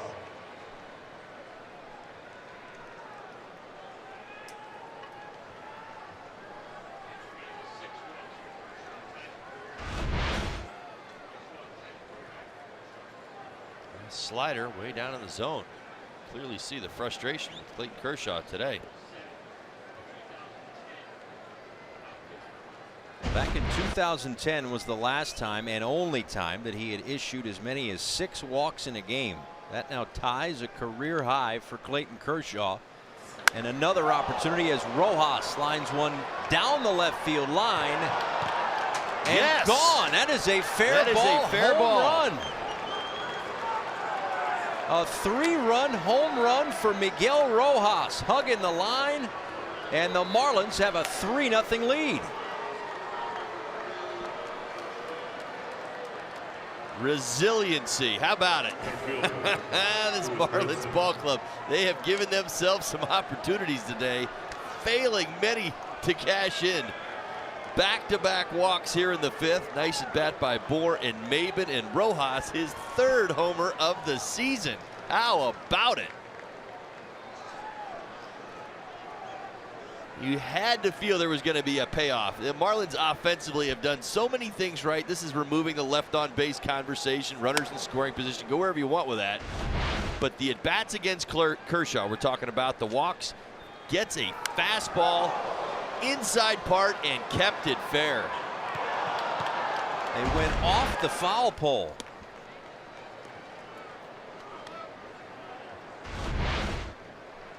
He's hoping it'll hook. Yeah, it's not gonna. A 3-run home run. As Brinson fouls it away. 1-2. Well, like I said before, you knock on the door enough, eventually you got to bust through. And did they ever right there? Well, getting back to the patience, I mean, you just hope it pays off at some point. Somebody comes through with that big hit. Now, there were a couple of hard hit balls, a couple of lineouts that maybe could have changed things, but Rojas getting it done once again. You can go back to the Rojas at bat, that one in the 2nd inning We talked about it. He was down 2 strikes, got all the way back, drew the walk, fought off a ball to right field. His approach has stayed the same through the ups and downs. This road trip has been a slow one for him offensively. Pays off big time this afternoon. 2-2 to Brinson, misses low. 3-2.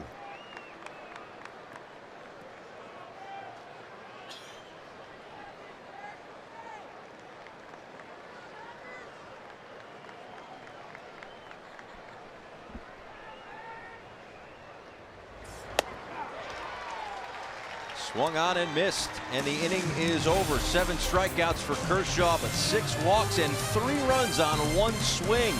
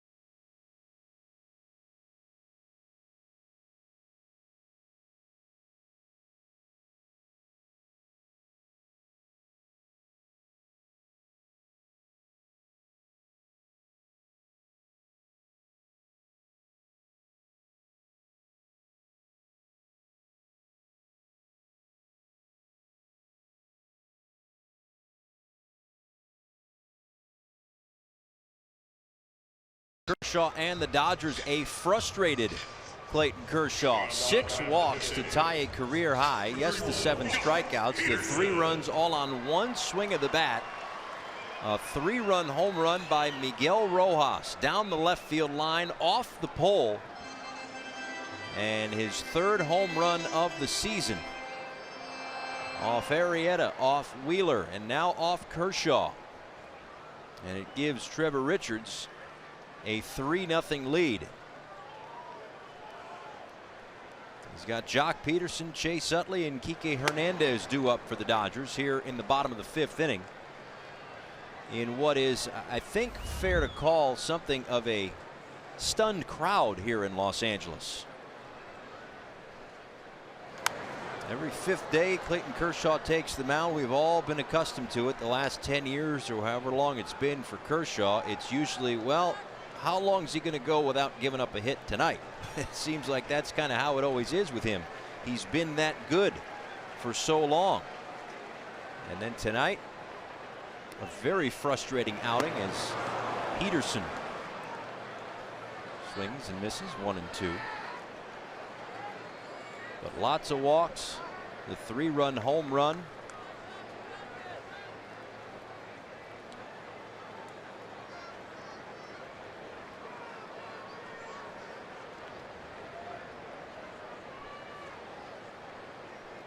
Ball and 2 strikes to Peterson, and that one just off the edge. Peterson struck out looking back in the 2nd, one of 8 strikeouts tonight for Trevor Richards. The lone hit, Kershaw, believe it or not.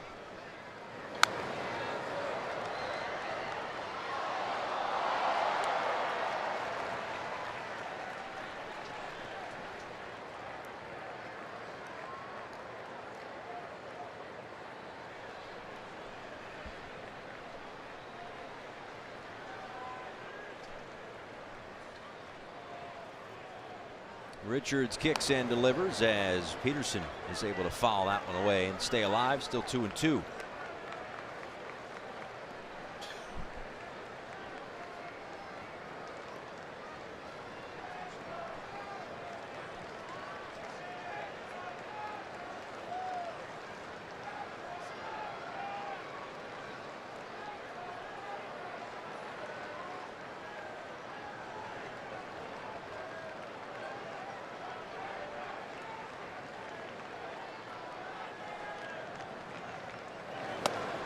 Swung on and missed. That's 9 for Richards. Number 26, Chase. Now, good game planning by Richards. I mentioned that first time through the lineup. We told you about the outstanding numbers, a lot more fastballs, fewer changeups. This second time through, you've seen that changeup a few more times. It's your Florida Lottery in-game jackpot. 9 strikeouts. Just adding to a career high, but you go professional high last year in June for Jupiter at Dunedin, en route to Marlins minor league pitcher of the year honors last year. Had 11. Well, no shortage of strikeouts so far this turnaround. The rotation for the Marlins. Caleb Smith had 10 against the Brewers in his last start. Harlan Garcia had 7 on Monday night. Dylan Peters with 4 last night and 9 from today's starter, Trevor Richards.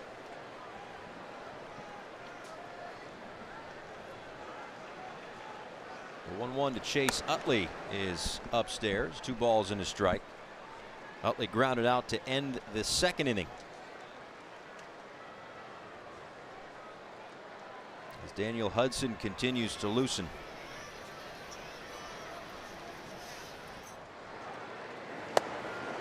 2-2.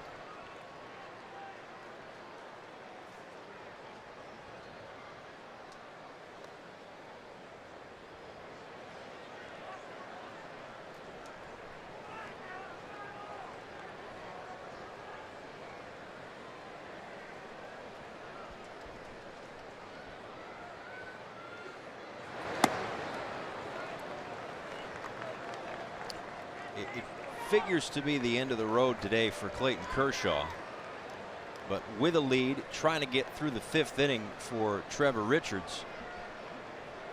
Interesting quotes on Clayton Kershaw and how he still believes, in a day and age where wins to some don't mean anything, that for him they do mean something. So I always like to follow the players' leads on certain things.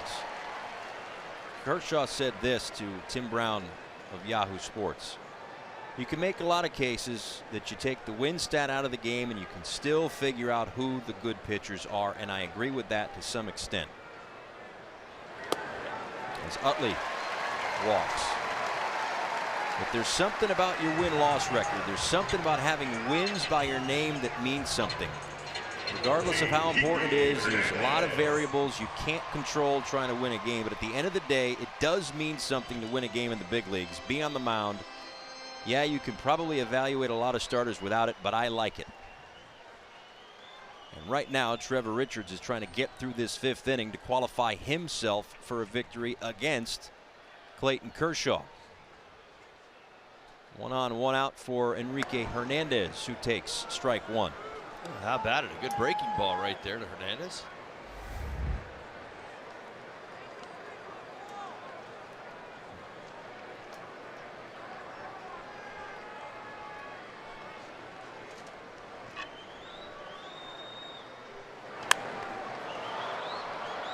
Oh, 2.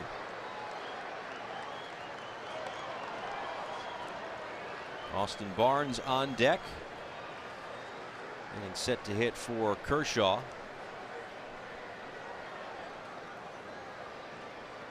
Ron Howard's here, right there, bottom left.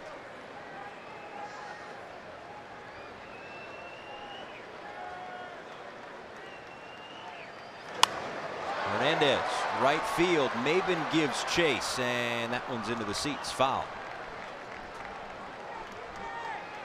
There's always stars here in LA. Do you ever get intimidated? Nope. Tunnel vision, right? Well, it's part tunnel vision, part my manager when I first broke in.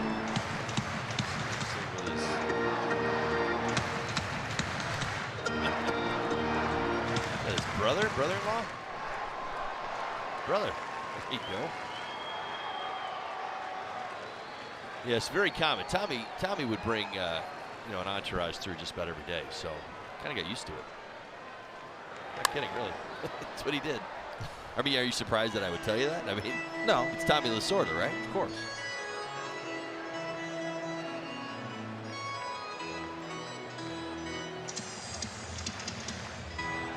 He got good seats. He must know somebody.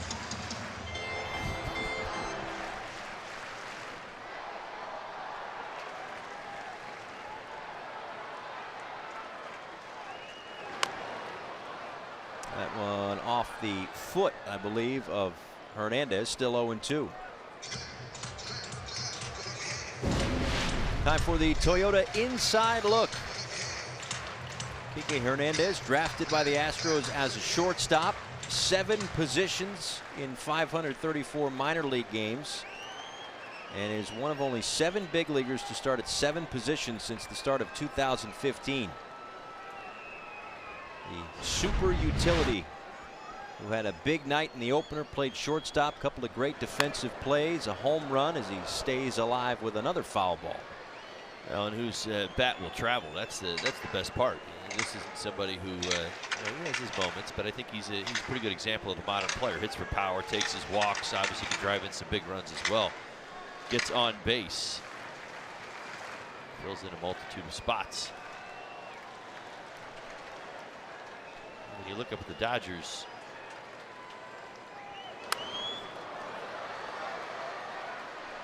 Hernandez fouls off another ball. Offense has obviously been shut down by Marlins pitching in this series. It's hard to deny that he missed Justin Turner. In fact, Turner replacement's only hitting 150 on the season.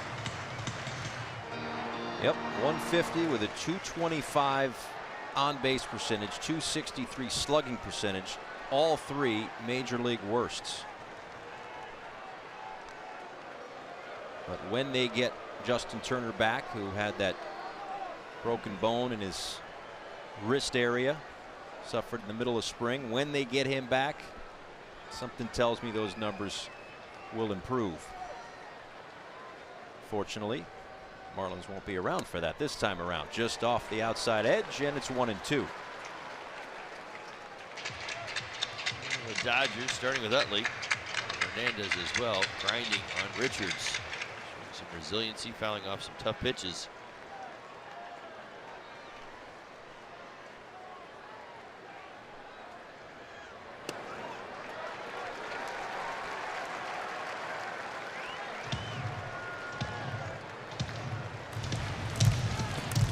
Randy Gonzalez down in the bullpen for the Marlins.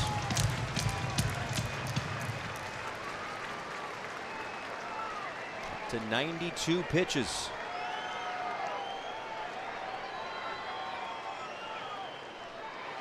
Swung on and missed. Strike 3. That's 10 strikeouts tonight. Yes, sir, Mr. Richards, the equalizer. The slider, that's right. We talked about finding value in the breaking ball. He did it right there. Oh my, good stuff. Maybe the best breaking ball we've seen from him at the big league level this season. Good timing going up against Kike Hernandez. Had a big game earlier in the series, game 1. It's a big out. Now Austin Barnes off the bench for the Dodgers, so the day is done for Clayton Kershaw. Ball 1.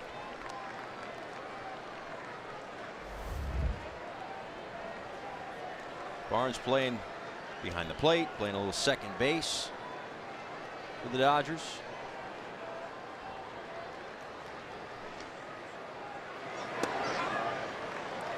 Now 2-0. The line, of course, now complete for Kershaw. 5 innings, 5 hits, 3 earned, a career high, tying 6 walks and 7 strikeouts.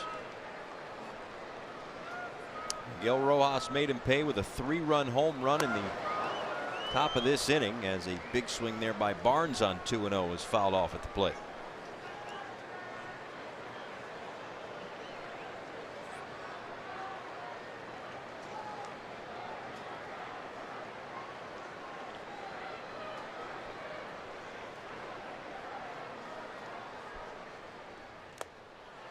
2-2.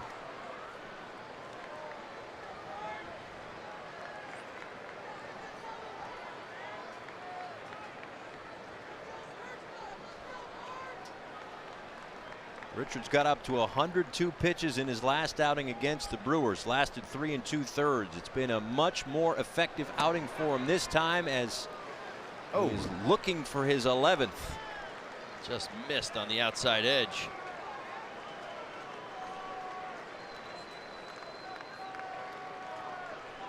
So a head start for Utley over at first.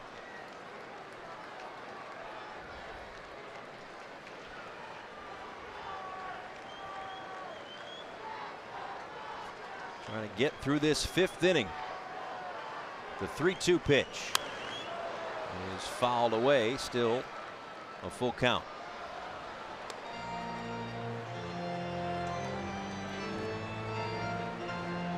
.102 pitches last time out against the Brewers. Again, you can make a case that the one against the Pirates, or maybe this one, depending how it plays out, his best starts of the season. But either way, his previous best start, 7 innings, 2 hits against the Pirates, 82 pitches in 7 innings.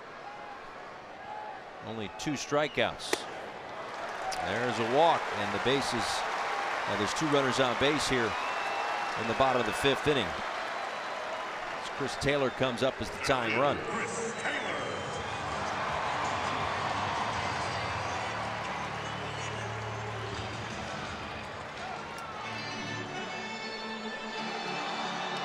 Don Mattingly's going to make a double switch right here, bottom of the 5th. We talked about that 3rd time through, what the numbers tell you. She's at 100 pitches. So Shuck is going to go out to right field, it looks like. Maben moves from right to center. Brinson coming out. This Florida Lottery call to the bullpen signals an end for the day of Trevor Richards. 3-0 Marlins.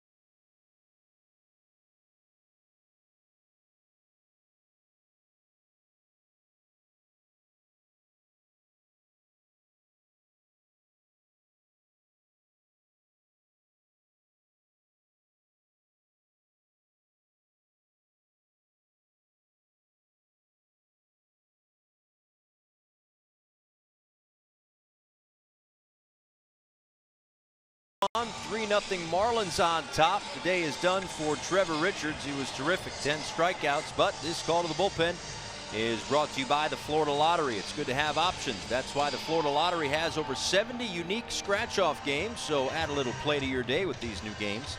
The Florida Lottery, it's your ticket. Claim it. Must be 18 or older to play. Play responsibly. So again, the double switch. J.B. Shuck into the ball game, into the number 8 spot in the lineup, and Cameron Maben moves from right to center as Merandy Gonzalez comes in out of the bullpen. This will be the 3rd outing for the young man, as he was brought up with the club when we were in New York, I believe. It was New York. He was on this road trip, whatever it is. He's joined this club on the road trip. Outstanding performance from Trevor Richards. 10 strikeouts, 3 walks today. I know there's going to be a lot of conversation at the end of this day on whether he comes out of the ball game right there. I agree with it wholeheartedly. The numbers don't lie. I know the 10 strikeouts is what's probably got us all thinking, why can't he get that last out?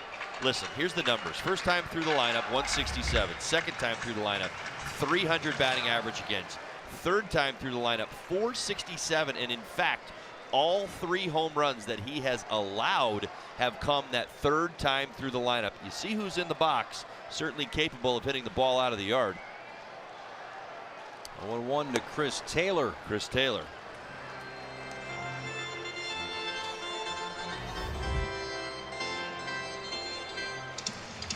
Strikeout and a fly out in the first and the third tonight. 4 2/3, 1 hit, couple of walks, 10 strikeouts, and both runners on base. Utley at second, Barnes at first. The responsibility of Trevor Richards.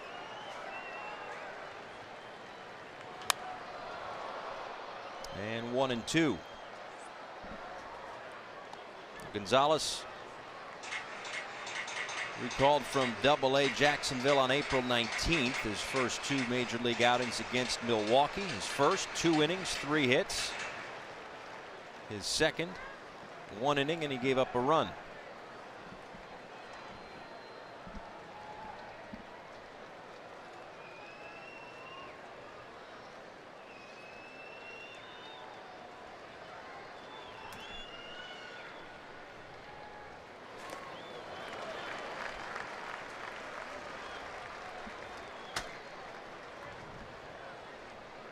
Acquired from the Mets in the deal that sent A.J. Ramos to New York last year. A top 15 prospect for the Marlins in a big spot right here, as the Marlins look to win consecutive games for the first time this season. Take 2 of 3 from the Dodgers today, and do so in a game started by Clayton Kershaw when he was not at his finest.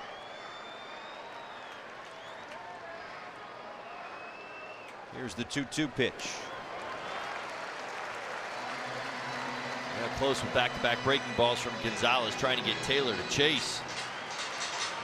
This becomes a very dangerous spot now. Runners are in motion. Seen this a few times this afternoon. A head start for the Dodger runners.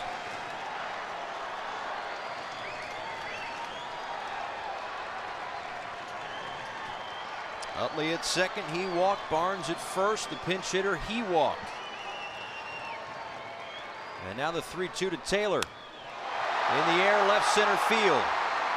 This is Dietrich to put it away and get out of the inning. The line complete for Richards. 3-0 Marlins.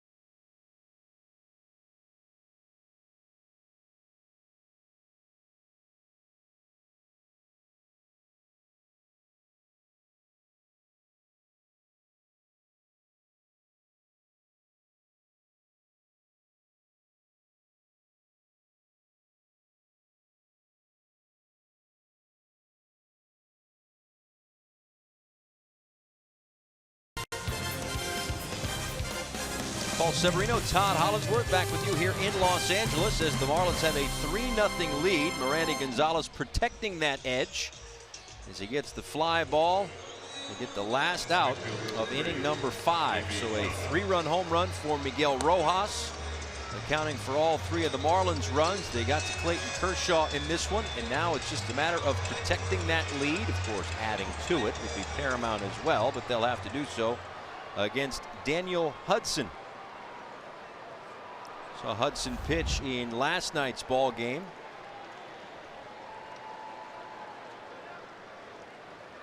Couple of strikeouts in his inning of work. In his 9th big league season.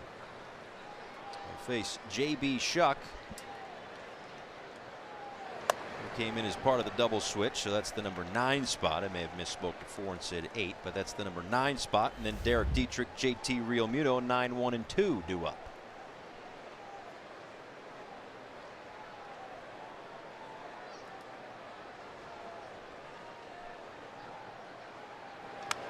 Fouls it straight back. 1 and 2. All right, so overall, Trevor Richards, what do you make? Outstanding. Just a notch below his Pittsburgh start. Ahead of his last start, and a couple other ones to go right along with it. You love to see it. I mean, do we all feel better if we get to say 5 innings in 10 punch-outs, maybe 11 if he punches out Taylor right there? I get it, everybody, but listen. I also remember what happened in Milwaukee when he was cruising along, navigating through some trouble, and he ran into 3 bad pitches after a walk, and that game just completely imploded. That was less than a week ago. Same situation presents itself. A couple of walks, couple of strikeouts in that 5th inning. He's now over 100 pitches. You're staring at the numbers. You know what they tell you. He's giving up the 3. I get it. So valuing the 4 2/3, yeah. He was way better than a 3-time Cy Young Award winner today. Job well done. Yeah, for all that, you know, we talked about it before about the names on the marquee, the pitching matchup. It's what gets the headlines.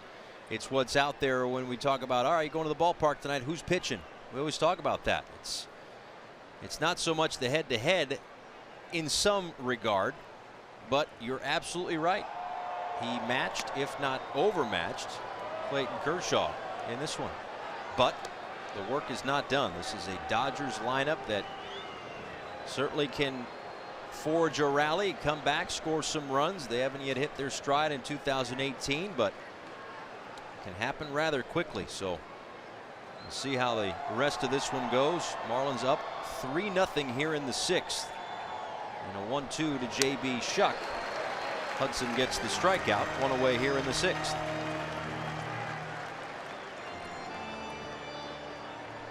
Here's a message from FPL. At FPL, we're using technology to help us keep reliability high and bills low. That's how we're changing the current. Paul Severino, Todd Hollinsworth back here in Los Angeles as Derek Dietrich digs in. Dietrich, a couple of strikeouts tonight. Tap back to Kershaw in the 3rd. Spins away from that one, and it's 1-0. Daniel Hudson, second time the Marlins have seen him this series. Couple of strikeouts that 1 inning he pitched, just recalled from Oklahoma City. Fastball slider, has a good arm, can be wild at times. See that fastball 95, 96, the slider right around 88.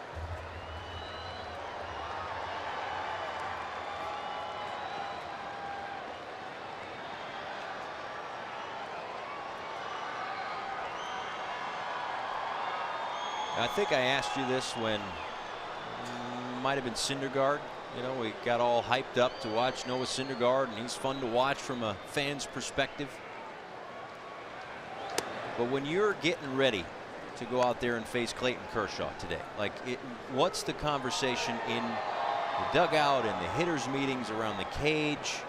Well, it's game planning. It's what are you, how does your game, where is, first of all, you assess your game that day. Where's my swing at right now? Am I swinging the bat well? Am I struggling with my swing? Am I late on fastballs? You know, typically every day hitters do a little where am I at? A little self-revelation, if you will. High fly ball to left for the 2nd out here in the 6th. And then it goes to, all right, who are we going up against? Where's he at? What's he doing? What's he featuring? You follow the patterns right along, and then you start to game plan. What do I want to take from my game today and implement, and how do I want to go at him? What am I looking for? Am I going to attack the slider? Am I looking for the fastball? What's working for that guy? So it's a little different for everybody. You know, you generally talk about the day's starter, Syndergaard, Clayton Kershaw. I mean, you know who these guys are. But at the major league level, you have to get past being in awe of who's starting against you that day.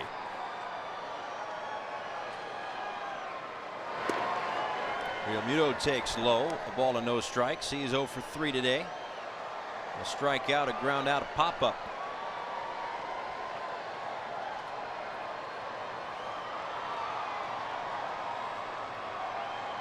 Well, as far as the numbers are concerned, he's due. Agreed.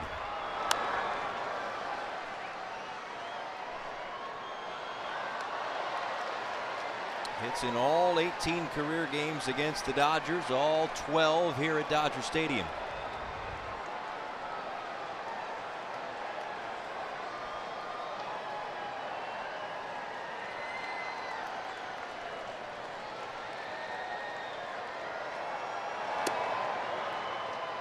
That's the thing. I mean, we watched Clayton Kershaw today. 6 walks and 7 strikeouts. He was frustrated with himself. No question about it. Frustrated maybe with, you know, the patient approach of the Marlins, whatever it was. He also frustrated them. They left the bases loaded twice before finally breaking through in the 5th inning. Well, it goes back to one of the last swings against him, Rojas. I mean, think about it. I mean, listen, he was tightrope walking from start to finish, right? Finding his way through, and you're thinking, boy, oh boy, the Marlins come up with one swing in these situations, this game can turn. Had to take it all the way to the very end to get to Rojas. Finally get that swing. And now 2-2. Low one away, 3-2.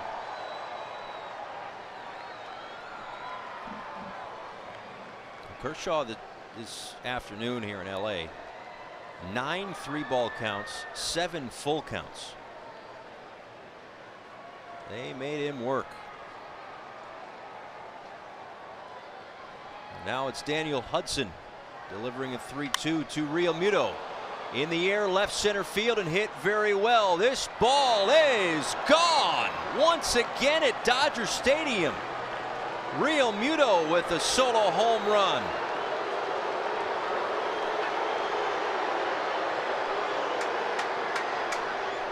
Not surprised, are you? We shouldn't be. JT sees the ball so well at Dodger Stadium, earns himself a fastball, gets the fastball, and unloads. Well, again, a no-doubter. My goodness, look at the numbers against the Dodgers in his career. Whew.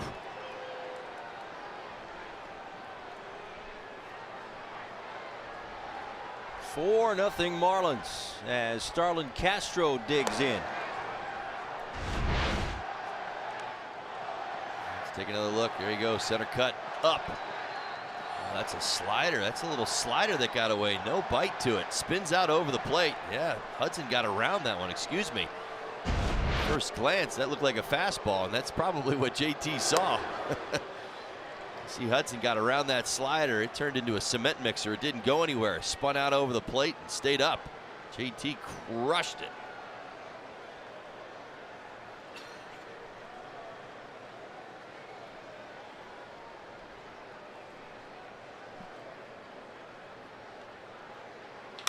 And now Castro lines one into left center field. He's going to take a turn around first and head into second base with a stand-up double with 2 outs in the 6th. Great swing of the bat from Castro, and better job reading it off the bat. He's able to hustle into second base. He splits the gap. This line drive low through the infield. And traditionally looks like a base hit. The way they were playing him, Taylor Peterson had a long way to go. All of the superlatives of JT Realmuto hitting in all the games he's played here at Dodger Stadium. It's now an 8-game hit streak against the Dodgers for Starlin Castro with that double.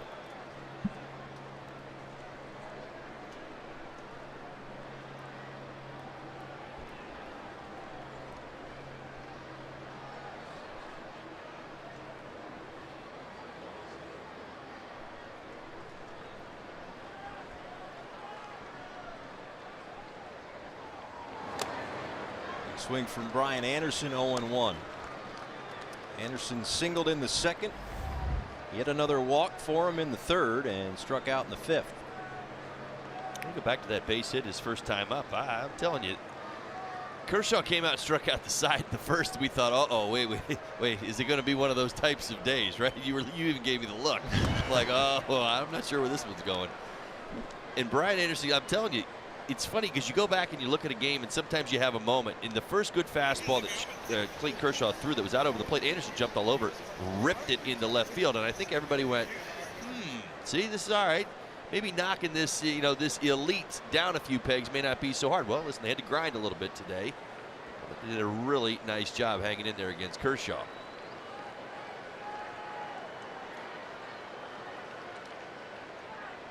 The 1-1 to Anderson. Thought about it, didn't swing. 1-2.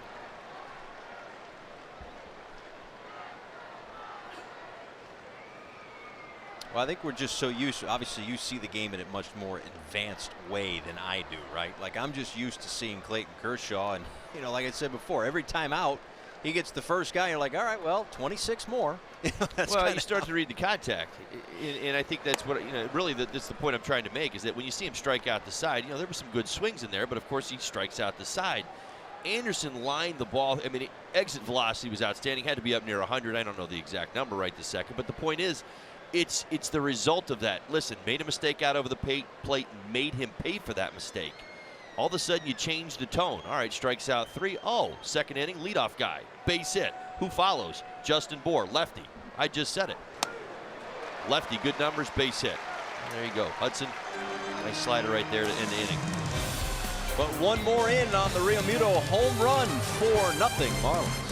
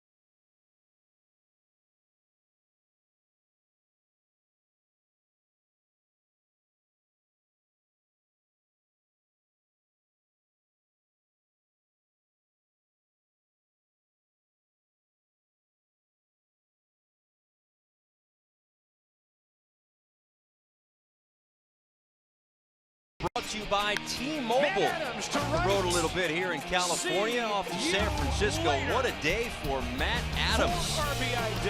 3 for 5, 6 RBIs. That home run. And while they did put 15 runs on the board, they didn't need them all because Max Scherzer was good again. Another double-digit strikeout performance for Scherzer today. 6 innings, 10 strikeouts. Scherzer at the moment 5-1 with a 1.62 ERA. He matched up against Kershaw in his last start. Today it was Trevor Richards against Kershaw here in LA. A home run for Miguel Rojas, a 3-run shot back in the 5th inning. A solo home run for JT Realmuto, and it's 4-0 Marlins on top. Corey Seager, Yasmani Grandal, and Cody Bellinger due up in the 6th inning against Miranda Gonzalez, who got the last out of the 5th. And that one makes Seager move his feet. 1-1.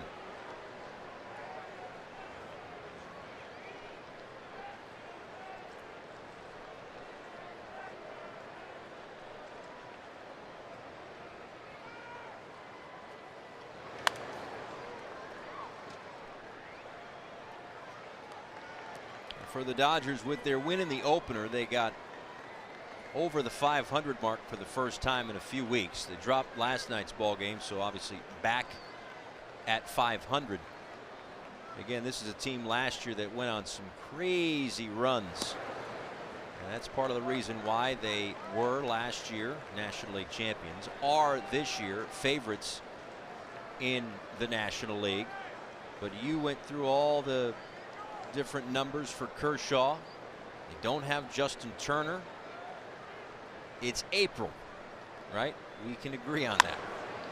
But do you think after this start today, nationally, or at least here in LA, you think there's going to be some panic about the Dodgers? Well, I'm sure there probably will be, just because of how this series was supposed to go. I think before you started it, that's where it probably, I think there'll probably be a little bit more panic here. And here's the thing: I don't know if it's necessarily Dodger panic overall.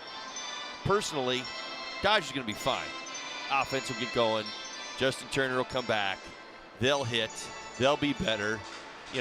All these things are going to happen. One thing that is a bit alarming, and we knew this before the first pitch today, was the clear-cut evidence on Clayton Kershaw that things have been a little bit different here to start April. I don't know if it's signs of the times or wear and tear or where he's at or if the velocity comes back, but you knew coming into tonight that his fastball velocity had been down, that he'd been throwing more sliders than he's ever in his career through 5 starts, that the batting average against, I kidded about it, at 228, but still higher than it's been ever in his career. And then you go out and you watch the at-bats that the Marlins were able to put up against him. He was not putting hitters away. Past that first inning, it was a traffic jam. Kind of like getting out of here after a game. That's true. Speaking of putting together good at-bats, how about Seager right here?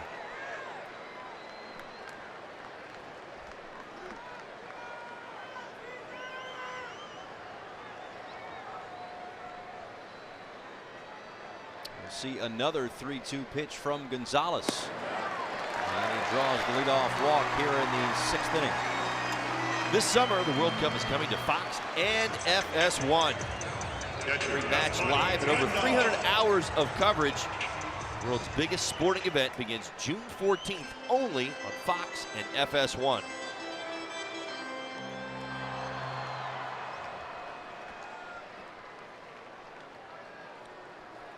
Here's Yasmani Grandal. He walked in the first, struck out in the 4th.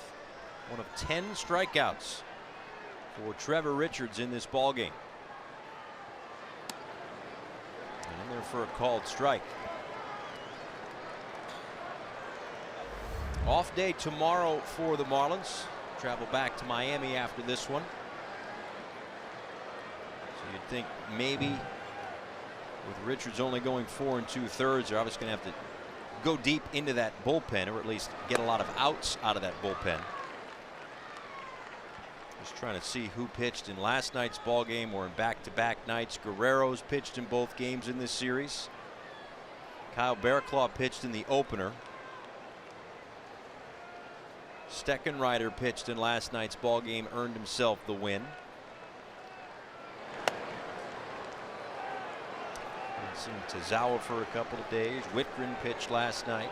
Ziegler got the save. So for all intents and purposes, pretty much loaded for bear for Don Mattingly to try to get out of Los Angeles with back-to-back wins and a series victory.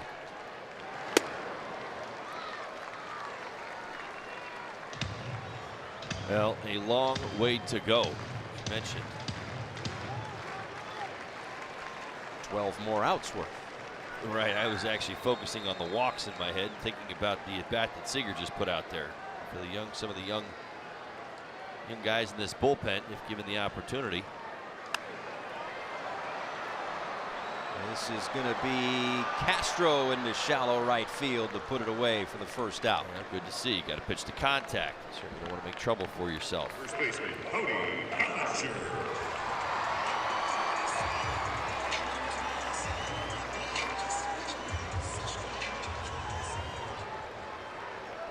One year ago today, Cody Bellinger made his major league debut. Came up from minor leagues. The plan wasn't necessarily for him to be what he was, and just really taken over for an injured Adrian Gonzalez, but never gave the job back. Quite a productive 365 days for Bellinger.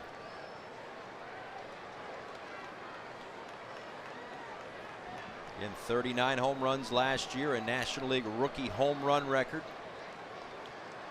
Well, the Marlins are certainly aware of what Bellinger can do. July 15th of 2017, he hit for the cycle at Marlins Park.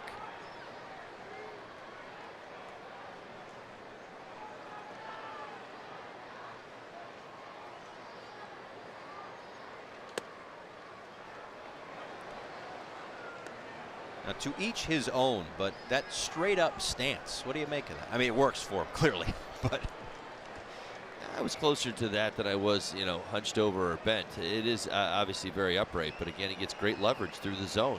I mean, when his timing's right, that's really what it comes down to. I think you see it. We've seen it in this series where his timing's been off a little bit. He's been underneath the ball. We've seen the pop-ups tonight behind everything. I talk about it a lot with hitters. Listen, when that front leg goes up, your swing can't start until the front foot hits. And what we've seen from Bellinger in this series is that he's been a little tardy in that when that front foot hits, he's dragging through the zone and it's not on time. That's where you talk about the hitting mechanism, seeing the ball, getting your front foot down, getting your hands through the zone. See that where he's stepping out just a little bit, and it almost feels like as that front foot is hitting, he's swinging at the same time. There's no separation. That's how you can tell when a guy's off a little bit.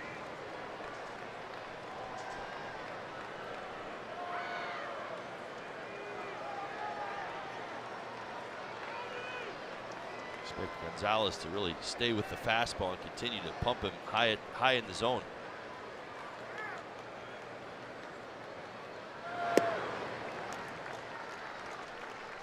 I'm about to blow your mind right now. You ready? I'm not sure. Well, all right, go ahead. There's only one out, so there's time, I think. I'll say it. There'll be a double play ball. Watch. I'll wait till this pitch. I want to go home and see my family, so I don't want my mind blown. Upstairs 3-2. All right. So you say a hitter is off. Timing's a little off if the foot's not down, right? Absolutely. Think of a guy like Albert Pujols. Sure. Just kind of that little toe tap sort of thing. Why wouldn't everybody do that? You got to teach yourself how to do it. Believe me, many of us have tried, self included. Could never develop it. Really? I really absolutely believe, listen, getting down to the grassroots of it, if you can learn it at an earlier age, much easier to do. I certainly recognize some of the adjustments major league hitters. Over the head of a leaping Brian Anderson, who was on the right side of the infield with the shift. 2 on, 1 out after the Bellinger base hit. Yeah, got a fastball down. That's the one thing he could handle, even if his front foot wasn't down necessarily on time. He could get to. Watch the leg. He's just right on time. Now, if that's up a little bit, that's the pitch he's really struggled with, is at his hands. To answer your question, a lot harder to do when you're in your 20s. I went out there and almost dedicated an entire offseason to it. I could never seem to get it right. I always ended up going back to the leg kick. Juan Nieves out to the mound. Hopefully settle things down with the young Gonzalez. Dodgers putting together some at-bats right now as they continue to grind. You see the 28 pitches. He's only recorded 1 out. Oh, let's check that. 2 outs here. It's coming in last inning.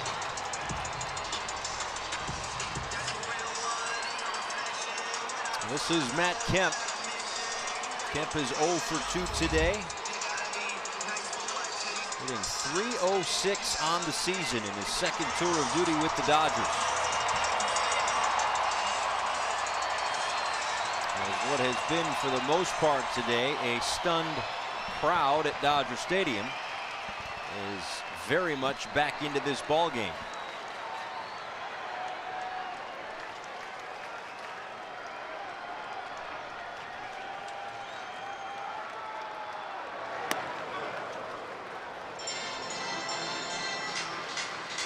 Very dangerous in situations just like these.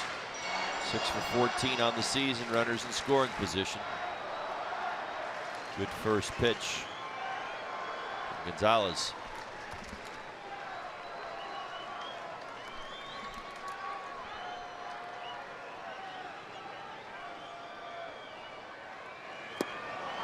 Oh, and 2.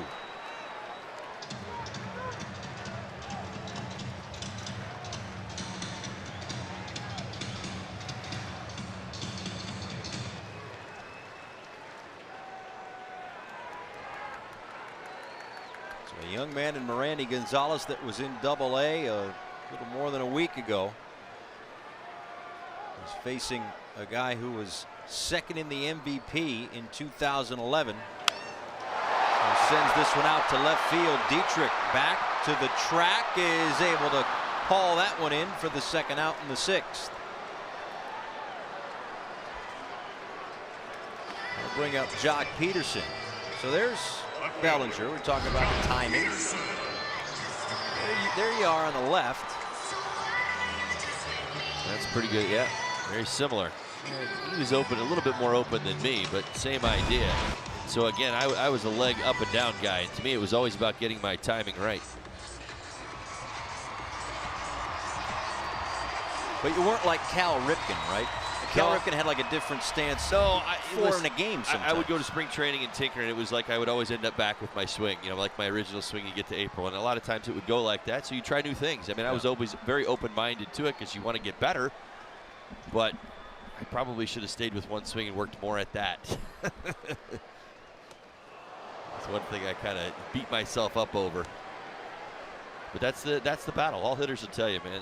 It's as simple as just having your timing. When you see when guys are on time and the fastball looks slow to them, we say, so that fans understand, it looks like a beach ball.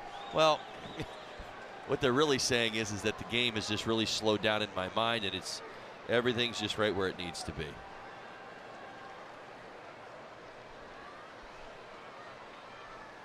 Oh, and 1 to Jock Peterson. Called strike 2. Peterson has struck out a couple of times tonight, once looking in the 2nd. And he was the 9th of 10 strikeouts for today's starter for Miami, Trevor Richards.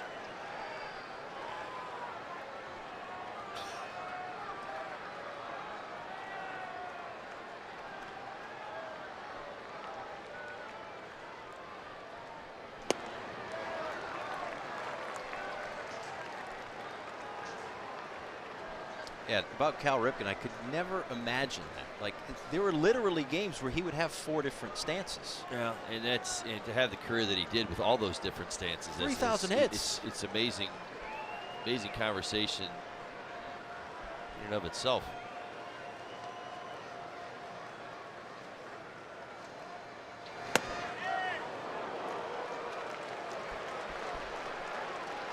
Joe West maybe gave him strike 2 off the edge, but he wasn't about to give him that one. 2-2.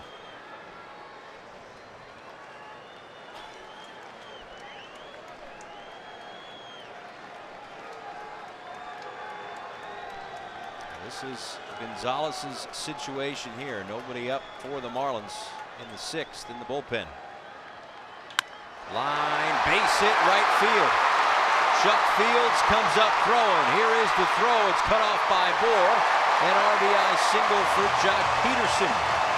And the Dodgers are on the board.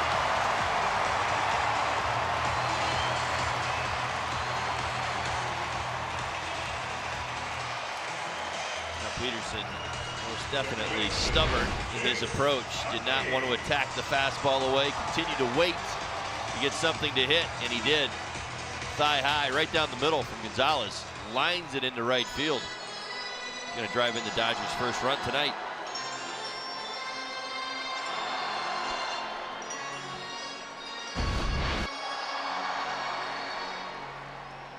So Peterson on at first. Bellinger moved to 3rd on the base hit. And Chase Utley is at the plate representing the tying run here in the bottom of the 6th inning.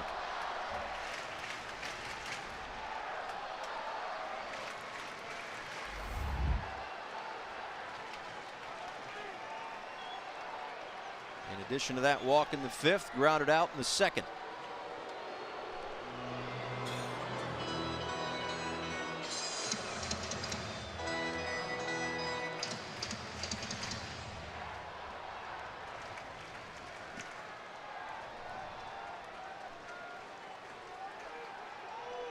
Still a very good fastball hitter.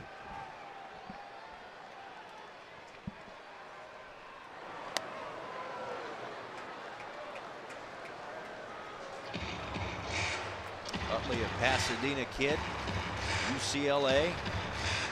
So laid back. It's funny to watch him out there. He's got one hand on the knob of the bat, the other one on the barrel, right as Moreno Gonzalez is getting ready to deliver the pitch. He's been around this game long enough. He'll be ready to hit.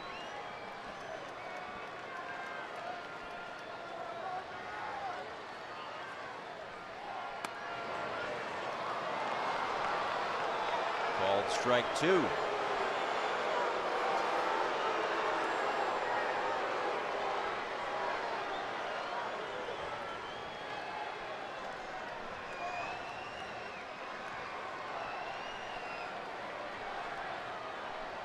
A run in on the Peterson RBI. Gonzalez trying to keep the Dodgers right there. Here is the 0-2.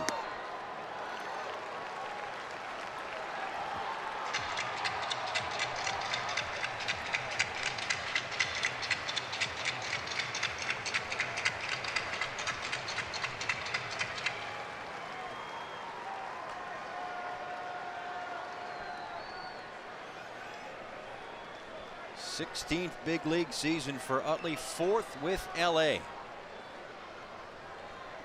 he'll see a 1-2 from Gonzalez. Check swing foul ball, still 1-2. Yeah, 4 consecutive breaking balls. That's recognizing Utley's ability to hit the fastball. Good numbers with runners in scoring position. He's already driven in 8 this year and only 9 at bats. He also picked up 7 walks.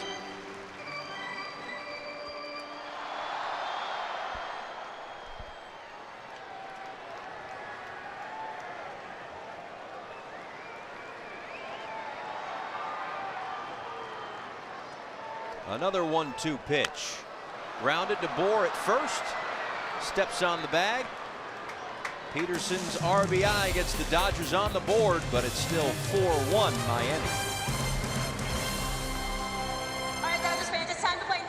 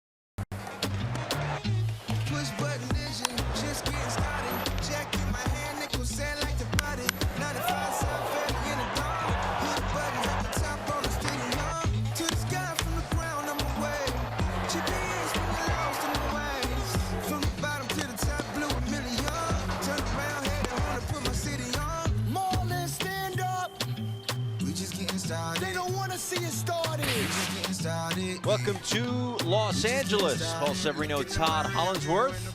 Marlins CEO Derek Jeter right there. Take your word for it. He's there, right there. Right Sure. behind the light. Yeah, he's either the light or whatever that is, a stanchion. He's here, trust me. Yeah, thank you, Derek. Appreciate it. See? He's here. He was checking out a youth academy in Compton in the last couple of days. Hopes to bring something very similar to Miami. Justin Bohr faces the lefty out of the bullpen, Adam Liberator. Justin Bohr, Cameron Maben, Miguel Rojas due up here in the top of the 7th inning.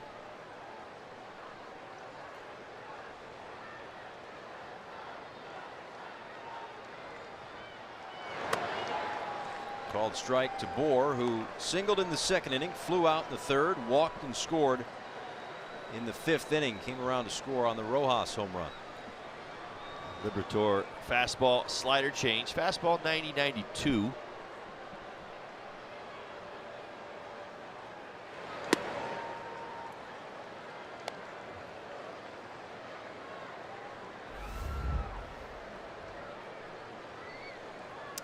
Good numbers early through the 3rd innings. It's only the 4th game he's pitched in.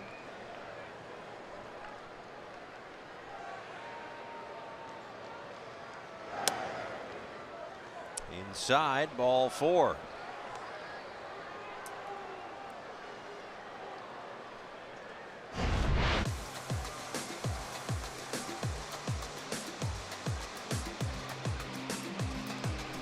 Take a new ride from selected Marlins home games or Fan of the Year sweepstakes presented to you by AutoNation. Marlins.com/YOF sweepstakes. Where do you want to go? Well, one batter for Liberator as he walks Bohr. The Florida Lottery call to the bullpen here in LA.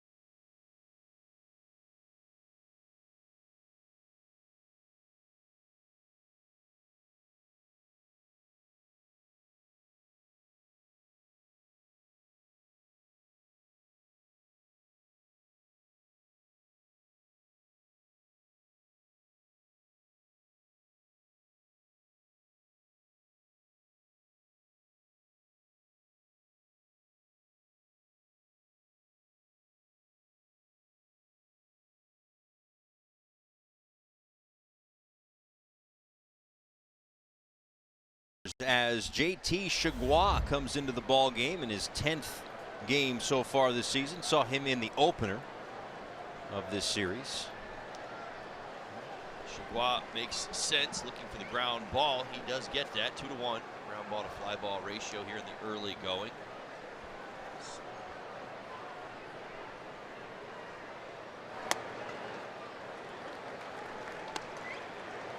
Release point right about his waist. Possessed velocity, but he likes to use that slider in order to get those ground balls. From Sulphur, Louisiana. And that one gets away from Grandal. Bohr into 2nd.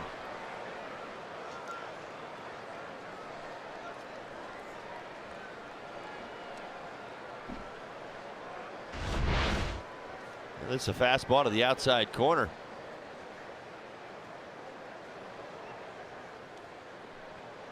Grandal only able to get a thumb of the glove on it.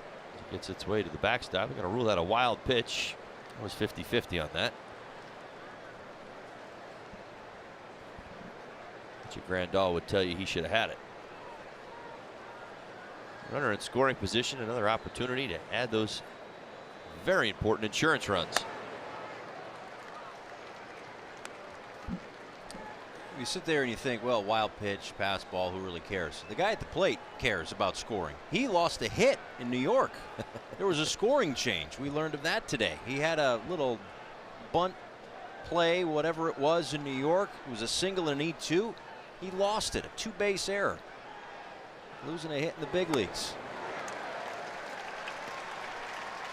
Strikes out for the first out here in the 7th.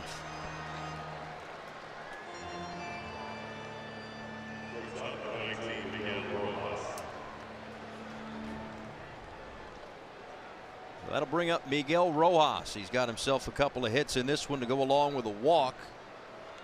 And a home run, a 3-run shot down the left field line off the pole, off Clayton Kershaw in the 5th. Career high 3rd home run, first 3-run home run of his career. How about he's homered off Kershaw and Arrieta already this year? Yeah.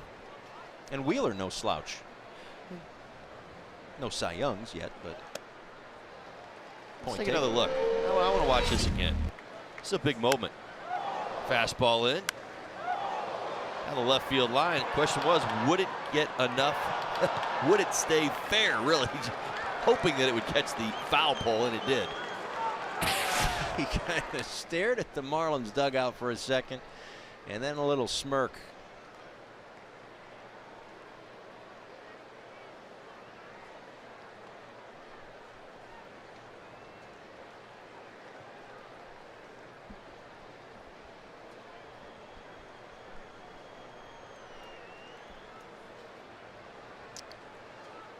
This will be an 0-1 to Miguel Rojas. Takes it outside. So again, we talk about this all the time. The first time through, how does a guy attack you? Second time, maybe it's different. Third time. First at bat for Rojas, he saw 8 pitches from Kershaw. Second at bat, he saw 3. Third at bat, the home run, first pitch. Listen, you go back to the 8-pitch first at bat where I said it at the time. Now, granted, I didn't know he was getting ready to go deep, but it may be the at bat of the day. I mean, think about it. He was grinding on Kershaw. He was down. He was behind in the count. Had to work his way back. He saw the entire arsenal. That's where that information that pays off that you're searching for so much in that first inning pays you back later in the ball game. I've seen his 4-seam fastball. I've seen his slider. I've seen his breaking ball. Comes inside right away, boom, reacts. It's what you're working towards. Now, we've talked about this, and we've had kind of these layered conversations throughout the season already on the different pitch sequencing that we're seeing early in games. Now this one, a slow roller to short. Seager over to first for the second out. Bohr moves to third.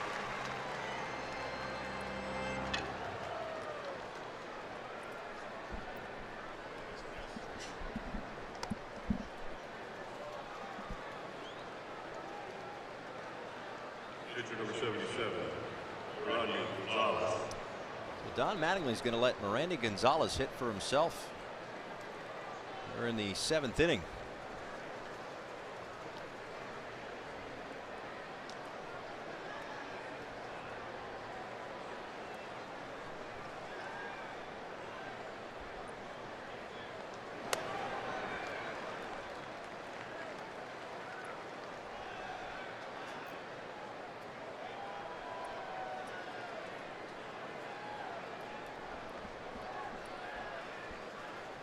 First big league at bat for Gonzalez.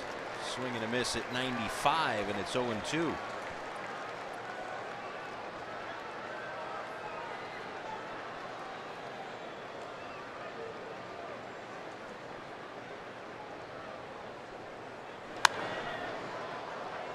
Stays alive. He had 2 plate appearances, 2 at bats in 1 game at Double-A this year.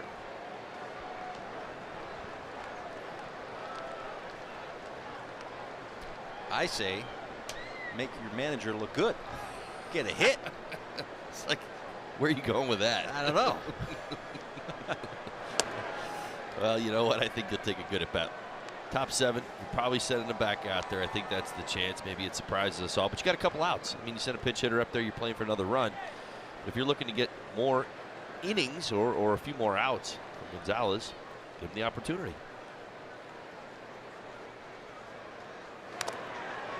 Tell you what, he's defending himself pretty well up there. Certainly is.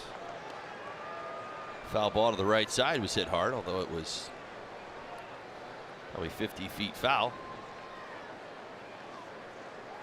Well, I guess here's the thing. So he's thrown 41 pitches. He is stretched out, or was stretched out before he was called up as a starter. So 41 out of the bullpen is not, you know, your lefty specialist 40 pitches, I suppose. So they'll look for more outside of him. They've got a 4-1 lead.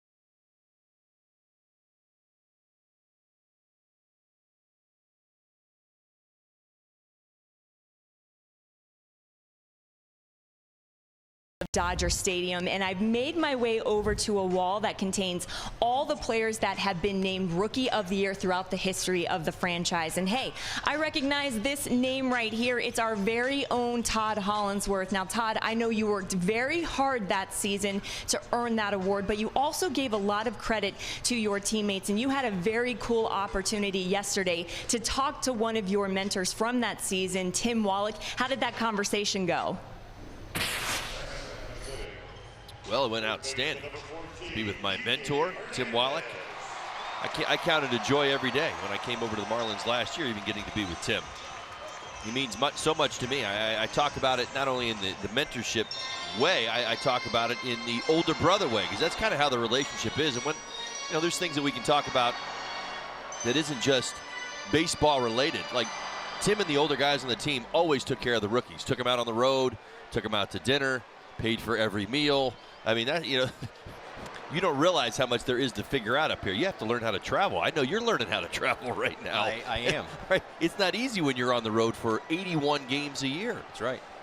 Add a month. Minor leagues don't play September. Right. You know, I mean, there's just so many things that you have to learn, and Tim Wallach was that for me, and I just think it was so interesting. Tommy, and I kind of got on Tommy a little bit earlier this homestand about putting me next to Tim Wallach. Tim Wallach had already had the star-studded career. Silver Sluggers, Gold Glove, All-Star, 5-time All-Star, great career in Montreal. He was coming off an incredible 94 season. He walks into the clubhouse in 95, and here's this whippersnapper over here, a 22-year-old guy that's like, yeah, what do I do? What do I do? You sit there, be quiet. We'll let you know when it's time to talk. Yeah, be seen, not heard. Correct. It's really. Well, that was kind of the theme in our clubhouse, and I mean that came down from not just Tim, but again a lot of the veterans. But the idea is you earn your voice. You go out there and you play like you belong here, and then you get a few more words next year. 2-1 to Hernandez lines that one back. Hernandez looks like Max Muncy going to pinch hit in the number 9 spot, and then back to the top of the lineup for Chris Taylor with the Dodgers down by 3 here in the bottom of the 7th inning. But yeah, I mean, there is so much to learn, and you know, you play in the minor leagues, and baseball is baseball, right? Like, we get it. It's all the same, 9 innings and 3 outs and all that stuff. As Hernandez flies this one out to shallow center field, Maben started back, or at least froze before coming in to make the play. But you get here and it's different. You know, you're not doing the commercial flights. You're not doing the buses anymore. You're living like a big leaguer. Well, I'll try to explain it so fans understand. I'm sure they've heard, you know, throughout this Dodger series. I've talked about it a lot, but you know, AAA baseball is more like spring training games. This is not duplicated anywhere in life. Playing in front of 40,000 people, playing in a packed house, playing huge games on Friday and Saturday nights. Everything about this is unique to this, and the only place you can learn it is here.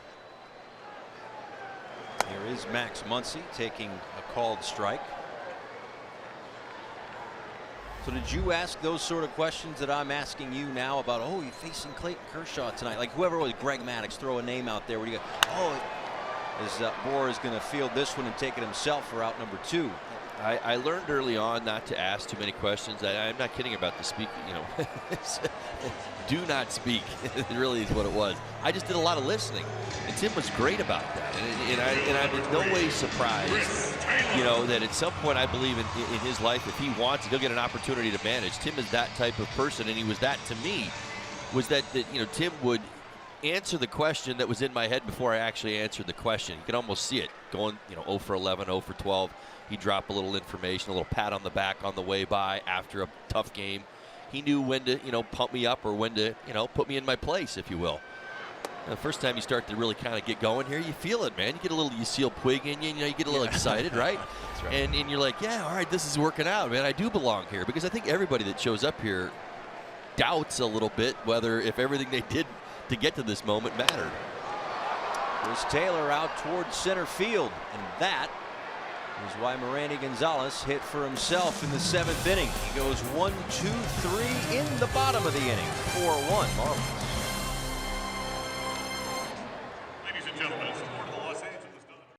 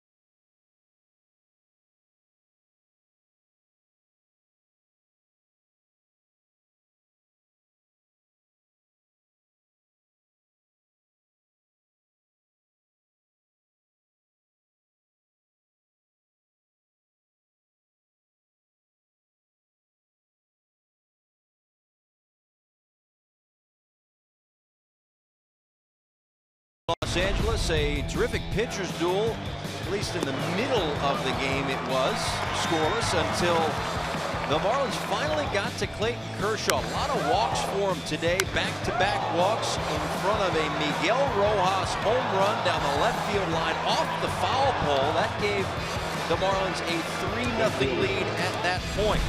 That was in the top of the 5th inning. And in the top of the 6th inning, JT Realmuto to left center field for a home run. His 3rd in a little over a week since being back off the disabled list. But in the bottom of the 6th inning, Jock Peterson, line drive base hit to bring home the Dodgers' only run. So it's 4-1 as we go to the top of the 8th inning.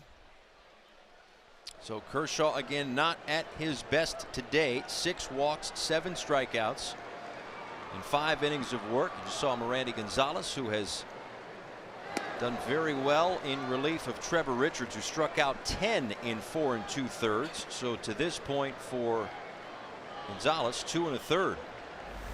And Scott Alexander takes over, pitching in his 9th game this season for the Los Angeles Dodgers. A little soft line drive for J.B. Shuck into center field. This way to start the 8th inning. Number 32, Derek For Dietrich. Alexander, typically a ground ball machine. He's been off a little bit here in the early going. This bat by Shuck stayed on it. Roll over. Lined it to center field for a base hit.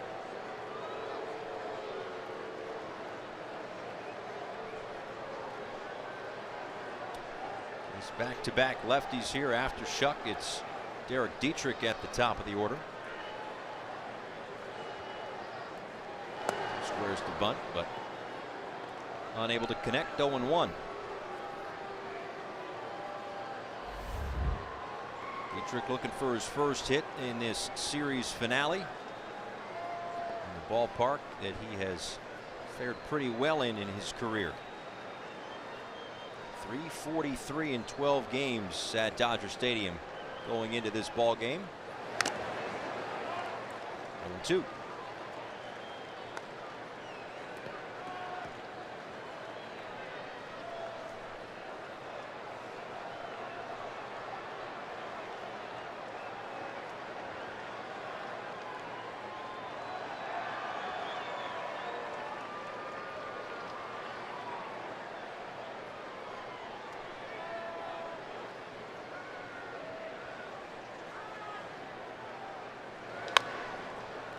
To Bellinger, the second for one, the return throw, got him. 3-6-3 double play, and Dietrich is retired. That's the ground ball Alexander was looking for. Good chopper to the right side. Bellinger off the bag quick. Strong throw to second. One hopper, and even back to the bag until you'd like to get there. Certainly not the pitcher covering. Bellinger, a big guy. A long reach at first, and it certainly helped on this one.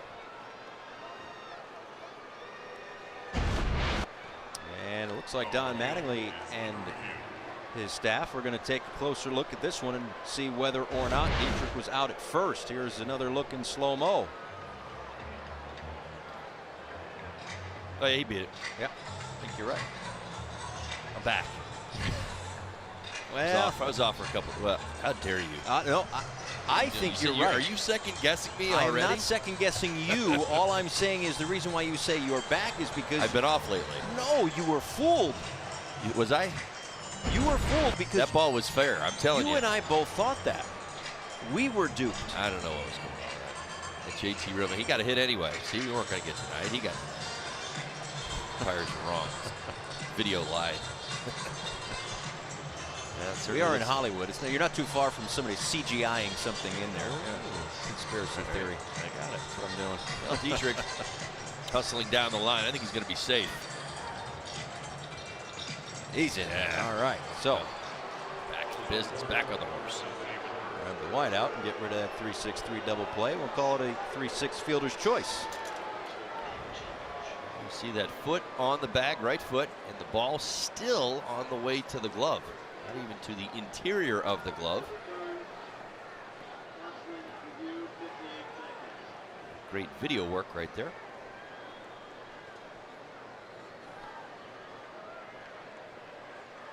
Well, and here's why you want to have that runner at first base and why you fight for it. JT Realmuto. Notorious Dodger killer, hottest Marlins hitter. Long home run to left center field tonight, his last time up. 2 home runs in the series and impact throughout the road trip.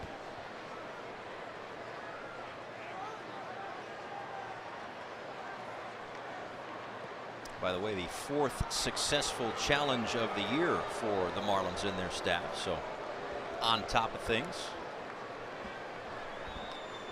Use of the challenge right there. Late in the ball game, the Marlins have had success in the 8th and 9th innings in the first 2 games of this series. They have a 3-run lead. I'm sure they wouldn't shy away from insurance as Realmuto taps that one foul.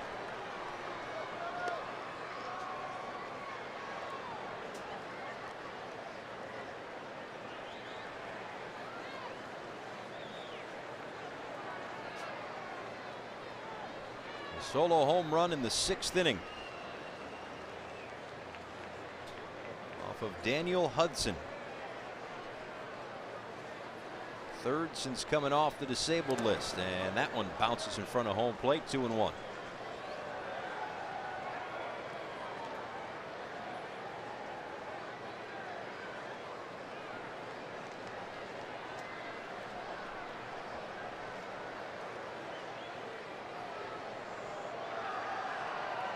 It's so interesting. You look at the, you just look at the record, right? You're not watching any of the games. You look at the record. You see the Marlins are 6-17.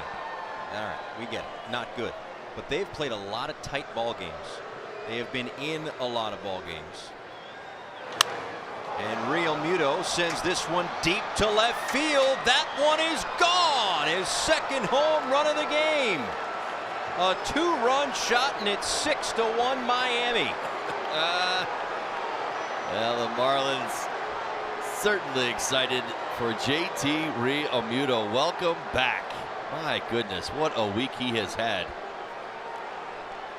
Think back to the first week of the 2017 season. JT Realmuto was the National League Player of the Week. He is acting like he wants to do it again. How about it? See that one down, and he gets a sinker down at 94 miles an hour. He's going to bounce another one. So 3 consecutive fastballs, and hello, 1 up. 93 thigh high. I've repeated myself a few times on this trip when it comes to him, but the difference between JT and, I just say Marlins or hot hitters or cold hitters, when you get the mistake, you hit the mistake and you barrel up and you do the damage that he is right now. It's not a foul straight back. It's not fouled down the line. It's not out in front. His timing is just right where it needs to be. Castro scoots out of the way of that one, and it's 1-1. I think back to when he got back that home run he hit in New York. The line drive home run to straightaway right field. As soon as you see that, you're like, he's back. I mean, he's right on. He can pull anybody's fastball, but when you see him staying on the ball, and then kind of look at his spray chart, how it's gone over the last week. Right. We started out in right field. We've now moved our way all the way to the left. It's pretty interesting, right, how this has worked. Yeah. Well, that was the thing. I mean, he was, again, the Marlins decided we need to take it slow so we can keep him in the lineup as many days as possible. So no need to rush him back. But he was saying that he was feeling great. His one and only rehab game that he played, a home run, 3 hits. His first game back, a home run. So he wasn't lying.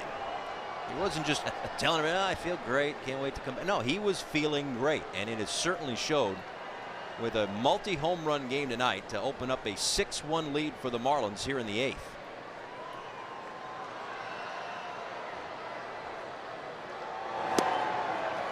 To Castro. Now, what I was saying right before that was that the Marlins have played a lot of close games.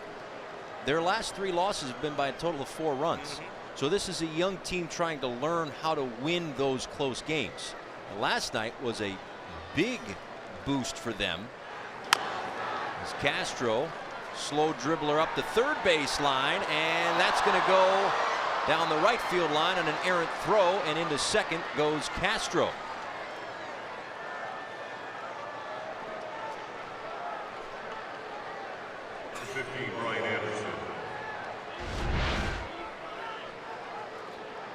It's going to go as a base hit and an E5. And is selling out on the throw down the right field line wide. Just that Miss Bellinger at first base. That wide reach of his is definitely an errant throw. Runner in scoring position again for the Marlins. Go back to the overturned call at first base, which added a run to the JT Realmuto home run. The difference in the last 2 ball games, I think, was thinking back to even last night, the balk from Cingrani. Right. The Marlins have flipped the script on taking opportunities in the game and using them to their advantage, where early on in this trip, Marlins were making mistakes and were being made to pay for those mistakes more regularly.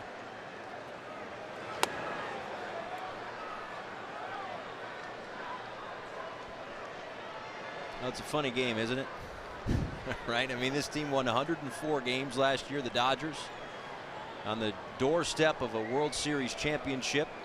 And I know it's early, I know it's April, and I know this game isn't over yet. I get all of that stuff. But on a night where Clayton Kershaw is on the mound, and the Marlins, you could look at where they sit with all their statistical categories and bottom third across baseball offensively. They made the guy work. They capitalized on a night where he wasn't at his best.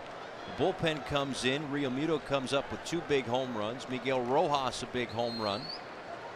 They've pitched. And they've pitched. You're right. Anderson goes down on strikes for the second out here in the 8th. First baseman Justin Moore.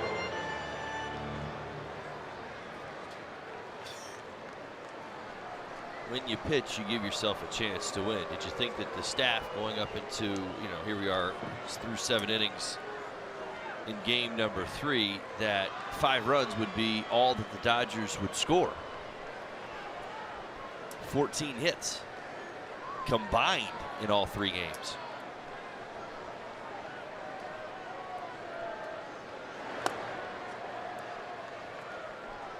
And I'll be honest. This is the last leg of a long road trip. The sloppy team throughout this series, regardless of the outcome today, I know they're up 6-1, has been the Dodgers. We've seen wild pitches, pass balls, errant throws throughout the series. Credit the Marlins, the coaching staff, everybody has been on point throughout this entire series. Remember, as I said, been on the road for a while. That's right. And you say this all the time. I know you always cut me off and say, no, you still got to do your job. But how easy could it have been, right? The way that just the Brewers series went, right? It was New York for 2 and then Milwaukee for 4. First 2 games, Marlins get blown out. Last 2 games, close games, Marlins couldn't get over the hump. Dodgers just took 2 of 3 from the Nationals. Would have been so easy to come into Los Angeles and just kind of mope through this thing and just go home and let's hit the refresh button after the off day. We're back home, we feel better. Lost a tight game in the opener on Monday night, but that is not what those gentlemen there, the rest of the coaching staff, this front office, it's not what they expect from this club. No. They walked into Dodger Stadium day 1 and said the way we played in Milwaukee is not good enough. And you're going to see some different lineups here in the Dodgers series as a result of that. And what has this team done? It's responded. That goes flying on strike 3 from Bohr. But 2 more runs come home on the second home run of the game for JT Realmuto. Once again to left center field. It is 6-1 Marlins going to the last.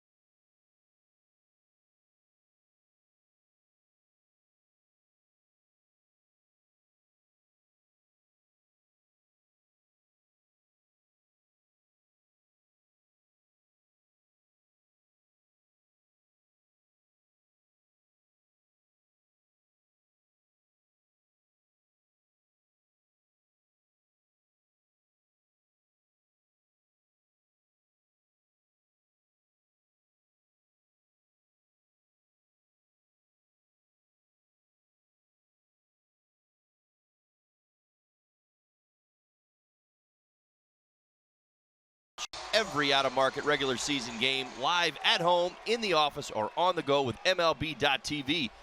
Subscription includes MLB At Bat Premium, allowing you to watch live baseball on your favorite supported devices. Blackouts and other restrictions apply. Visit MLB.tv for details. Corey Seager to lead things off. Excuse me, swing right back to Merandy Gonzalez, who flips it over to first. One pitch, one out here in the eighth.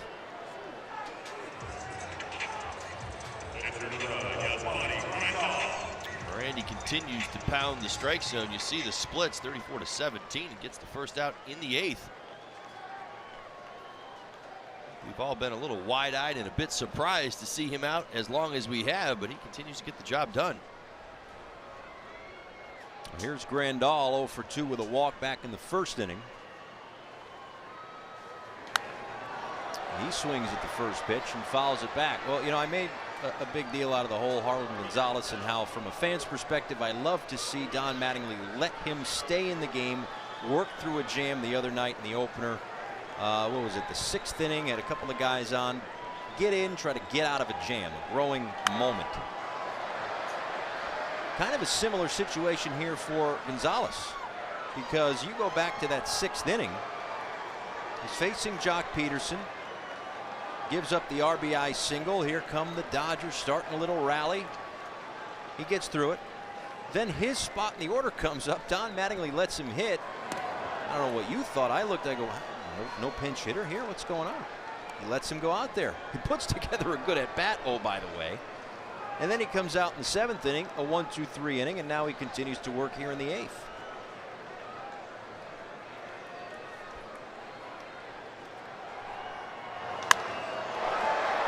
As Grandal out to right. J.B. Shuck for out number 2.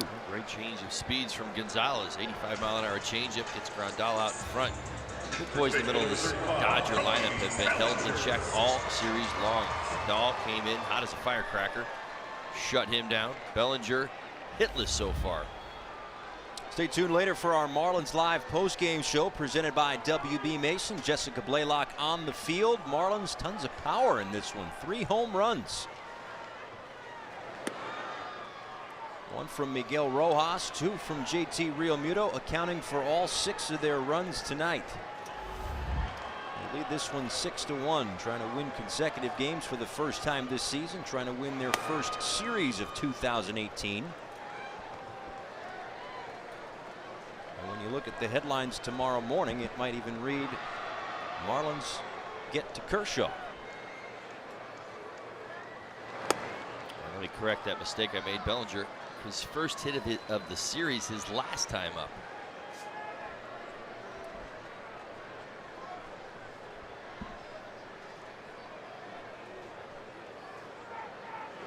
Two and 1 is lined into the seats. 2-2.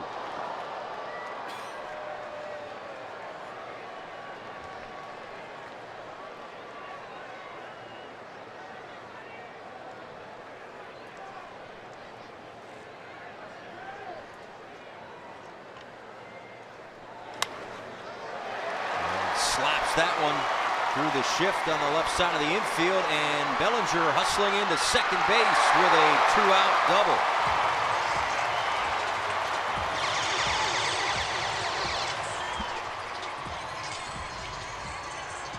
Bellinger thinking double out of the box.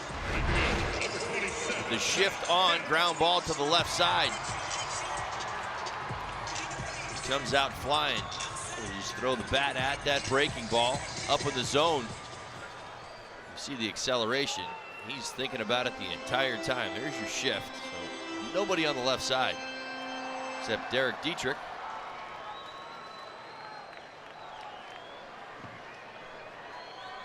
Now Matt Kemp looking for his first hit.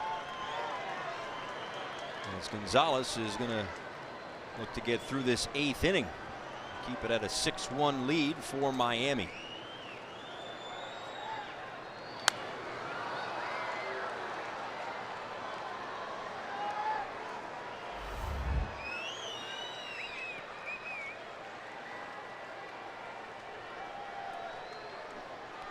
Kemp has put together one heck of a first month or so, 3 weeks, whatever you want to call it here. Came into camp 40 pounds lighter. rededicating himself. Spins away from that one upstairs. 1-1.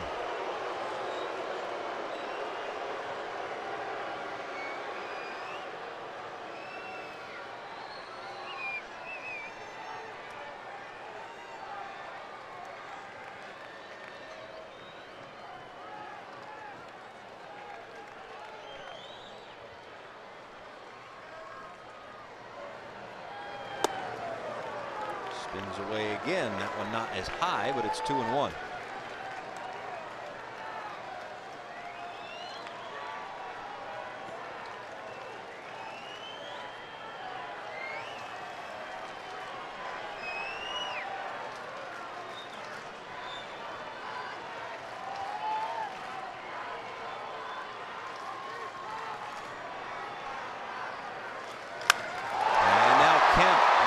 Deep center field.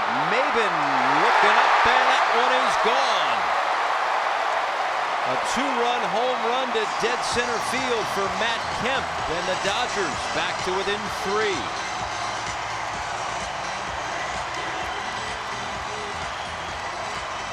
Well, a couple of mistakes at the top of the zone cost Gonzalez here in the 8th. Hanging breaking ball to Bellinger, slashes it down the third base line. Here to Kemp, up in the zone once again. Let's take another look. That fastball just below the letters. Matt Kemp, extension on time and out in front. Drives it over the center field wall. The lead cut in half. And out comes Juan Nieves. So prior to being called up, as Junichi Tozawa loosens for the Marlins. Prior to being called up and working out of the bullpen at the big league level, a couple of starts at Jacksonville for Gonzalez, both of which went 5 innings. His first start on April 8th, 68 pitches. His second start on April 14th, 84 pitches. So 64 really isn't much for him right now. Stretched out, just as they said, so let the man get his work in. He's been going pretty well. And now Jock Peterson. It's a called strike. Peterson had the RBI single back in the 6th.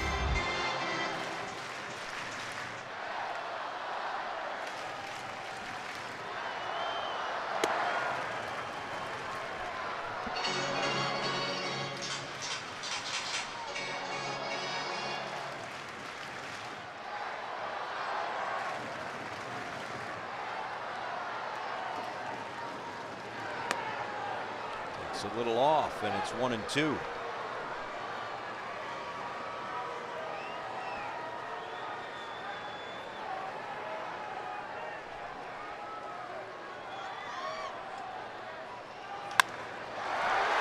the right side, Peterson's got a couple of hits.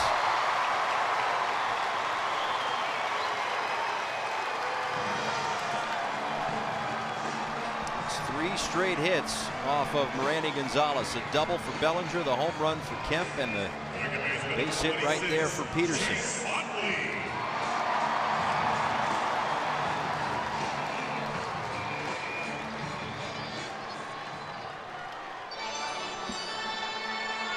Don Mattingly is going to make his way out. He's going to make another double switch.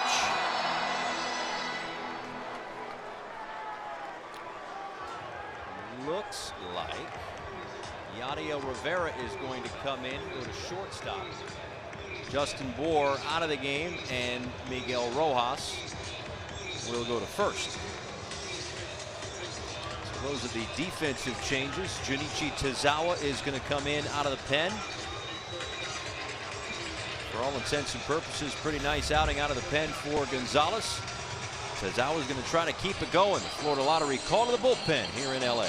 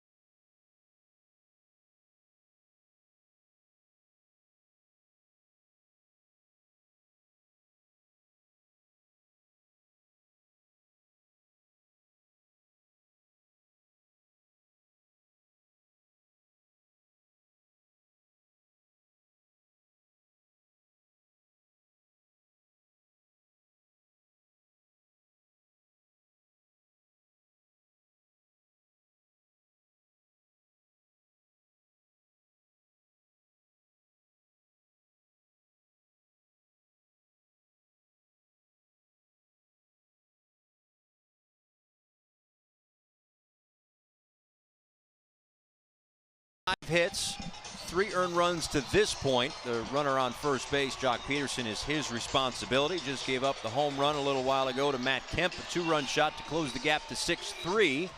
His night is over. Junichi Tazawa out of the bullpen for the Marlins, as he'll face Chase Utley. Again, the double switch includes Yadiel Rivera moving in to shortstop. Justin Bohr out of the game. Miguel Rojas goes to first. Now this is a big spot for Junichi Tazawa. He got off to a great start this season. His last 2 times out, 7 earned runs. Trying to reclaim the confidence that he had early in the season. 2 outs for Chase Utley. Slow breaking ball is in there for a called strike 1. Routinely see that too. A lot of times a left-handed hitter. Good first pitch. Fastball, splitty.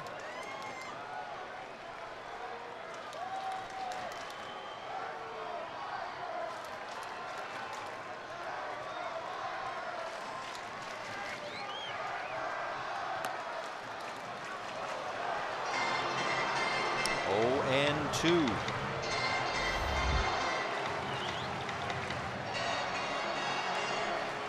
This has been a specialty of Tazawa. In fact, in 2017, he stranded every inherited runner he had.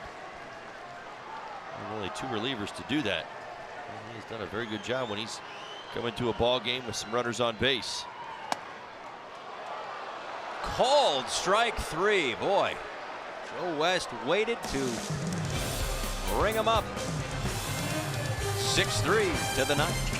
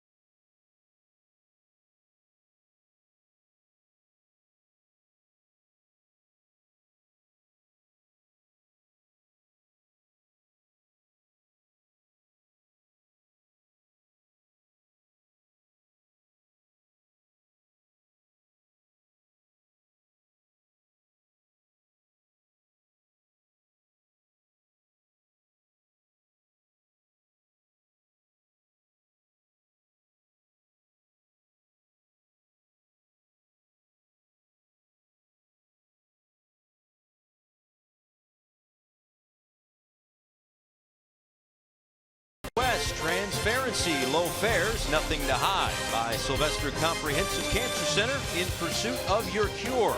And by your South Florida Honda dealers. Paul Severino, Todd Hollinsworth with you as we wrap up this 3-game series, this 3-city 10-day road trip. JT Realmuto might want to stay out here a little longer. A couple of home runs in this one. And he has certainly helped the Marlins out to a 6-3 lead as we go to the 9th inning. Kenley Jansen is on the mound, pitching in his 10th game this year. The ERA not where it usually is. The opponent batting average not where it usually is. There seems to be some rumblings of maybe mechanical flaws with a late start in the spring for Kenley Jansen. Could be just the fact that, I mean, even Mariano Rivera looked human at times. He had like, 3 or 4 outings where he wasn't himself. Who knows? Well, a slight drop in velocity. Again, it's April, so things do change. And you're right, mechanics can't fix some of that. Bottom line, Dodger fans are going to expect results. They aren't going to get too far if they don't have a healthy and a very productive Kenley Jansen. It's a tough division. Look at his numbers from last year. He had a 1.32 ERA. He picked up 5 wins. He saved 41 games. Yeah, he's one of the elites. He punches out over 100 almost every season. He's behind in the count to Cameron Maben, 2-1. Maben, Rojas, and Yadiel Rivera in that double switch in the last half inning. The 3 Marlins due up against Jansen, leading by 3. There's a called strike.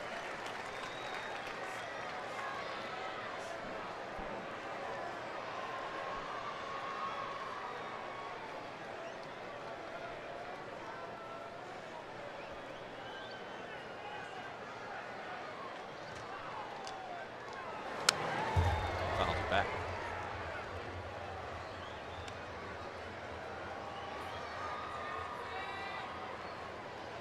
Jansen out early today, working in the bullpen.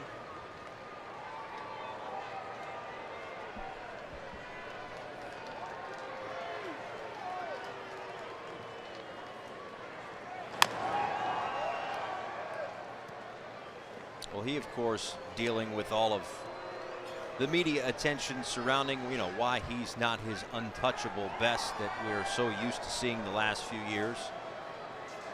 And again, the speculation that he might still be dealing with some hamstring issues from the spring. Maybe didn't build up enough arm strength in the spring. Deep run in the postseason. Short off season. I mean, listen, there's a million different things that it could be. Who knows? Right. Well, I mean, again, small sample size, 7 pitches through his at bat. It appears to my eyes that his famous cutter is rolling a little bit. It's got a little too much, vertical in it, and if it does, it could be easier for the hitters to defend. Maben, fly ball, left field, moving toward the line. Peterson, 1 away.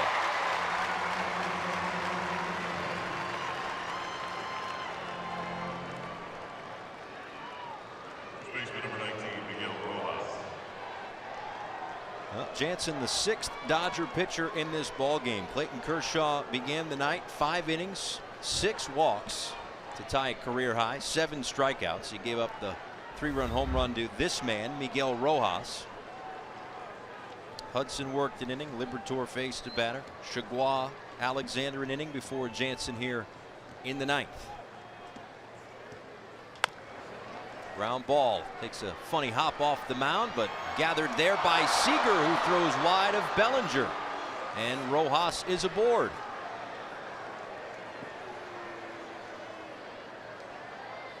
We mentioned it a few times throughout the series, the sloppiness of the Dodgers.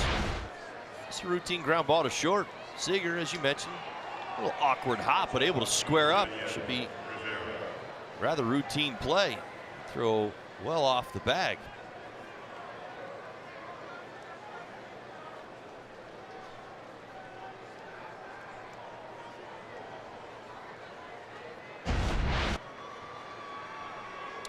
So a runner aboard for Yadiel Rivera.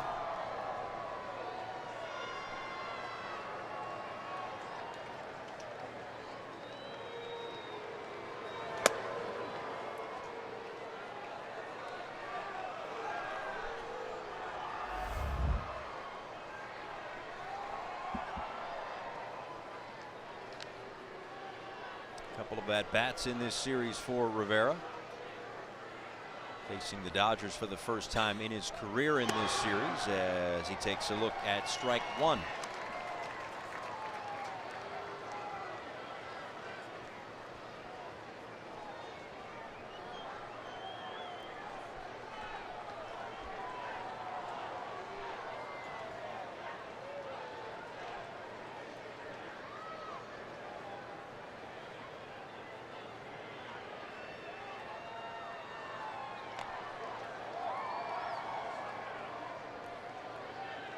Jansen's in the 2nd year of a 5-year, $80 million contract with the Dodgers.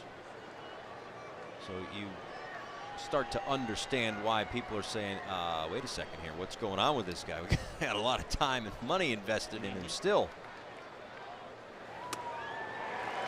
Swing and a miss for Rivera, 1-2.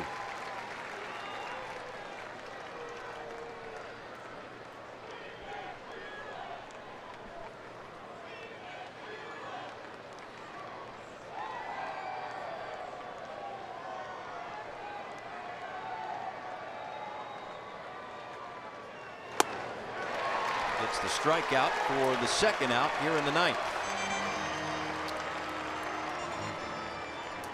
Billy Jansen, known for the cut fastball, elevated 2 times against Rivera. His first strikeout tonight. Bring up J.B. Shuck, who entered the game part of a double switch in the 5th inning. He struck out in the 6th, got a base hit in the 8th.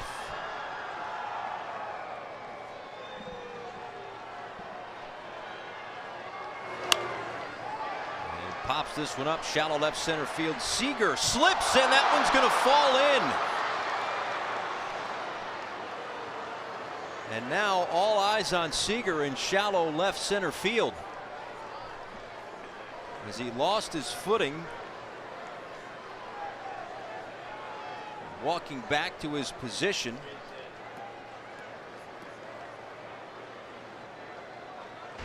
He squares up right here. He's going to lose his left spike.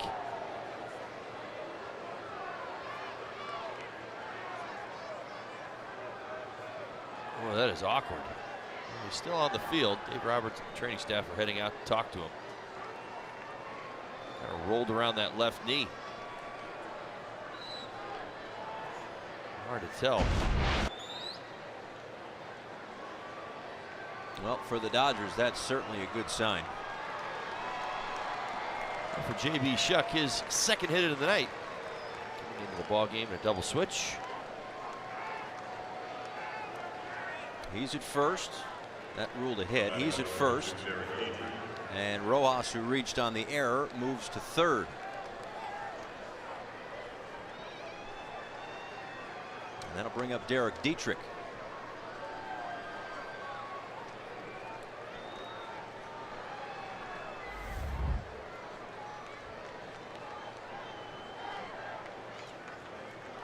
Dietrich reached on a fielder's choice in the 8th, came around to score on the Real Muto home run. Runner goes off of first, and J.B. Shuck is in there without a throw. Great jump.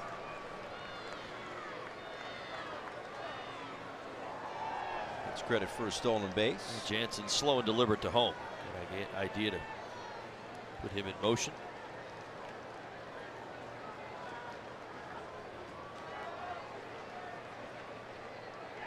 Shuck's first big league stolen base since 2016. So now 2 in scoring position for Dietrich, who grounds one towards second. Coming around it is Utley, and that throw is wide. 1 run in. Here comes the second. Well, how about it? A little bit of hustle goes a long way tonight. Marlins continue to put pressure on this Dodgers defense by busting it down the line. Saw it from Rojas. You see it from Dietrich. Watch, out of the box. He is hustling the whole way. Utley has to throw on the run. It's going to be a close play anyway. High throw. It's going to allow 2 more Marlins to score.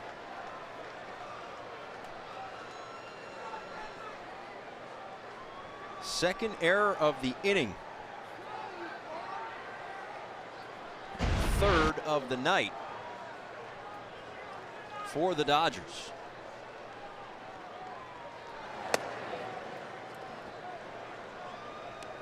Team that had 12 errors on the season coming in.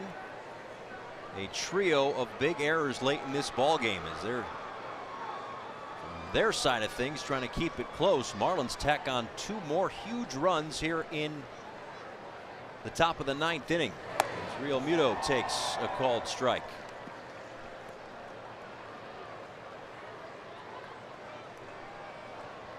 Brad Ziegler up in the bullpen for the Marlins, and he's not looking at a save situation anymore. I think he's okay with that, but just nothing wrong with adding on. That's right. Take all the insurance you can get. Certainly don't wait for a team like the Dodgers to wake up. At some point this season they will.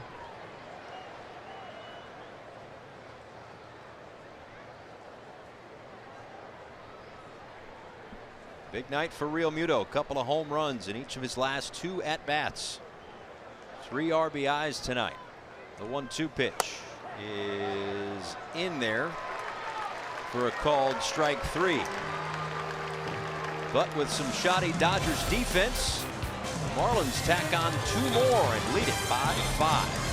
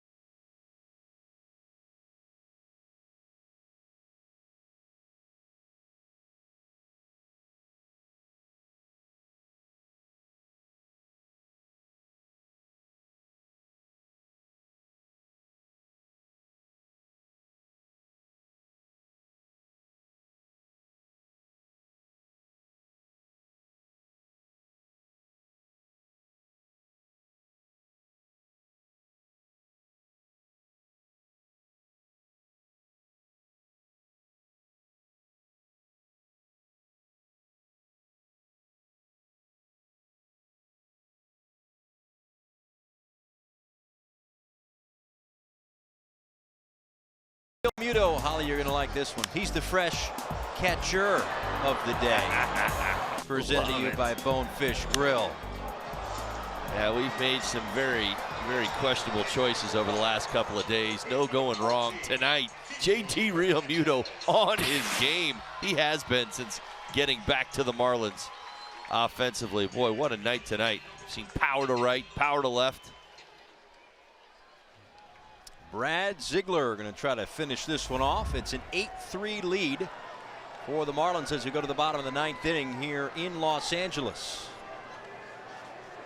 10th game of the season for Ziegler. Was up when it was a 6-3 game in a save situation. Obviously a 5-run game now. Not.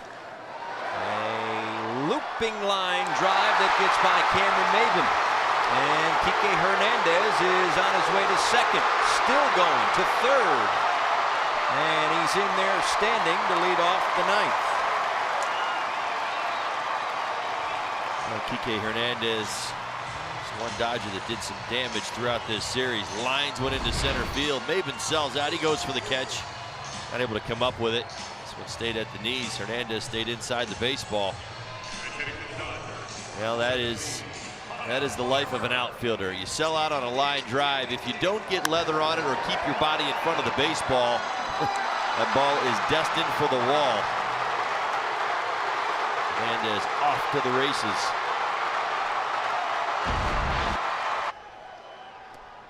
This is Kyle Farmer pinch hitting in the number 9 spot.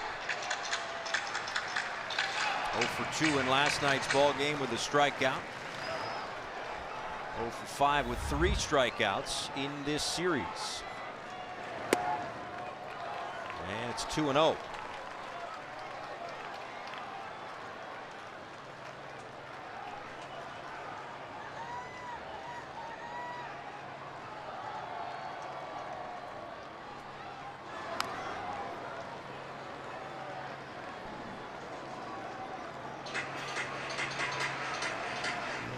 Ziegler, sinker slider change. Talk about the ground ball expectancy quite often.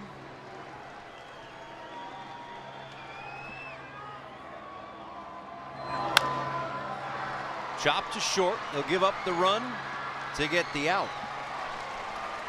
1 away.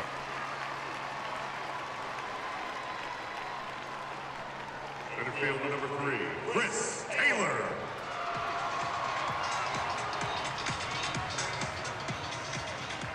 And back to the top of the order for Chris Taylor. Hernandez, by the way, got credit for a triple on that one.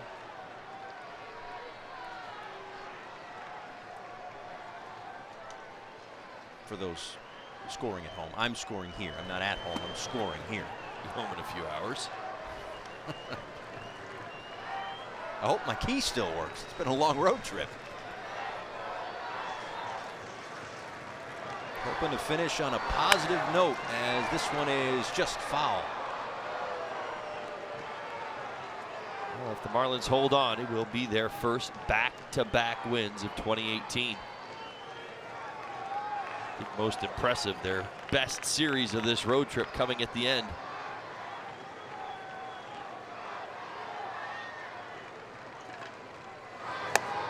Swing and a miss, 1-2. Marlins split 2 in New York, were swept in Milwaukee. Pretty convincing fashion. On the verge of taking 2 of 3 in Los Angeles. They are 1 out away from doing so. Be a quick look at the last slider. Nicely done. Outside corner. Chris Taylor out and around. 2 outs for Corey Seager. You buy into the whole trap series thing? They just came off, the Dodgers did, winning 2 out of 3 from the Nationals. Again, those 2 powerhouses in the National League. They've got the Giants, a bitter rivalry coming up. Of course, there's the, oh, the Marlins are coming to town. Where are they in the standings? Is there such a thing as kind of sleepwalking through a 3-game series? In baseball terminology, you hear this manager used to say it all the time, playing to the level of your competition, and that's kind of the idea. The Dodgers clearly see themselves as a division potential winner this season, contender in their National League West. Marlins come to town, tail end of a road trip. Listen, Marlins have flat out outplayed them in these 3 games. That's a fact. We've seen it tonight. They've thrown the ball around. Offense has been slow at times. Really not a whole lot to talk about for the Dodgers. Base hit into right field. 2 outs here in the 9th. We're talking about some of their all-stars just getting their first hits in tonight's game.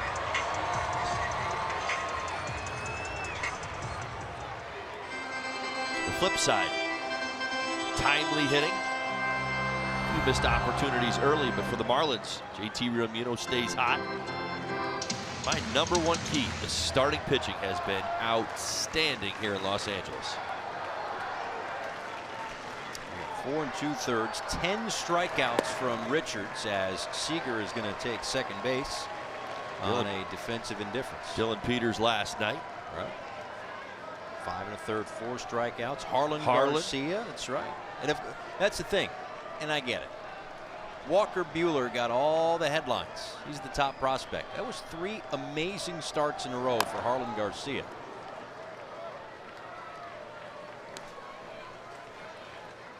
Been terrific. That's the thing. It all starts with the starting pitching. Don Mattingly talks about it all the time, and he says it about all of his guys.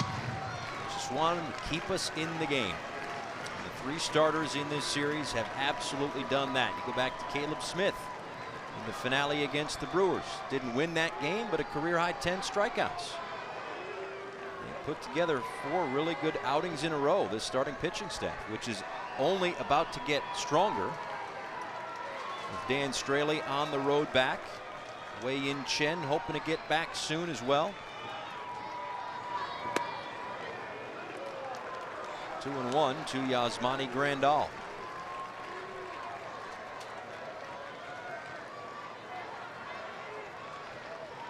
And then there's your opening day starter, Jose Urena. Once he gets into dominant form, and you know he will at some point. Rotation's looking okay. Fly ball deep right center field. Shuck is back, and that one is gone. A home run for Yasmani Grandal, and the Dodgers not done yet. I'll tell you what, those 2 insurance runs in the top of the 9th, how do those look right now?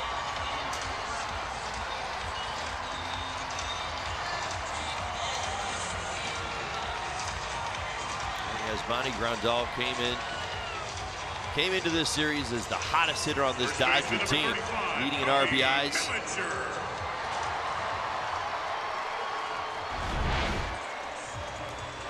Going to pick on a sinking fastball at the knees. He goes down to get it, no doubt. The bat comes out of his hand. Fourth home run from the left side of the plate. Well, now an 8-6 ball game as Cody Bellinger takes a called strike. Scoreless until the 5th. Marlins scored 3. They added another in the 6th. Dodgers answered back. And 2 in the top of the 8th for the Marlins, 2 in the bottom of the 8th for the Dodgers, 2 in the top of the 9th for Miami, 3 thus far in the bottom of the 9th for LA. All 3 games have had late inning runs.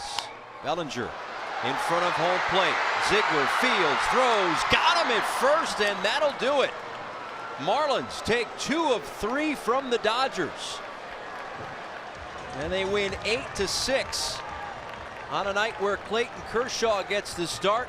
Wasn't at his best. Marlins took advantage and finished the road trip with back-to-back victories for the first time all year. We're back to wrap it all up from LA.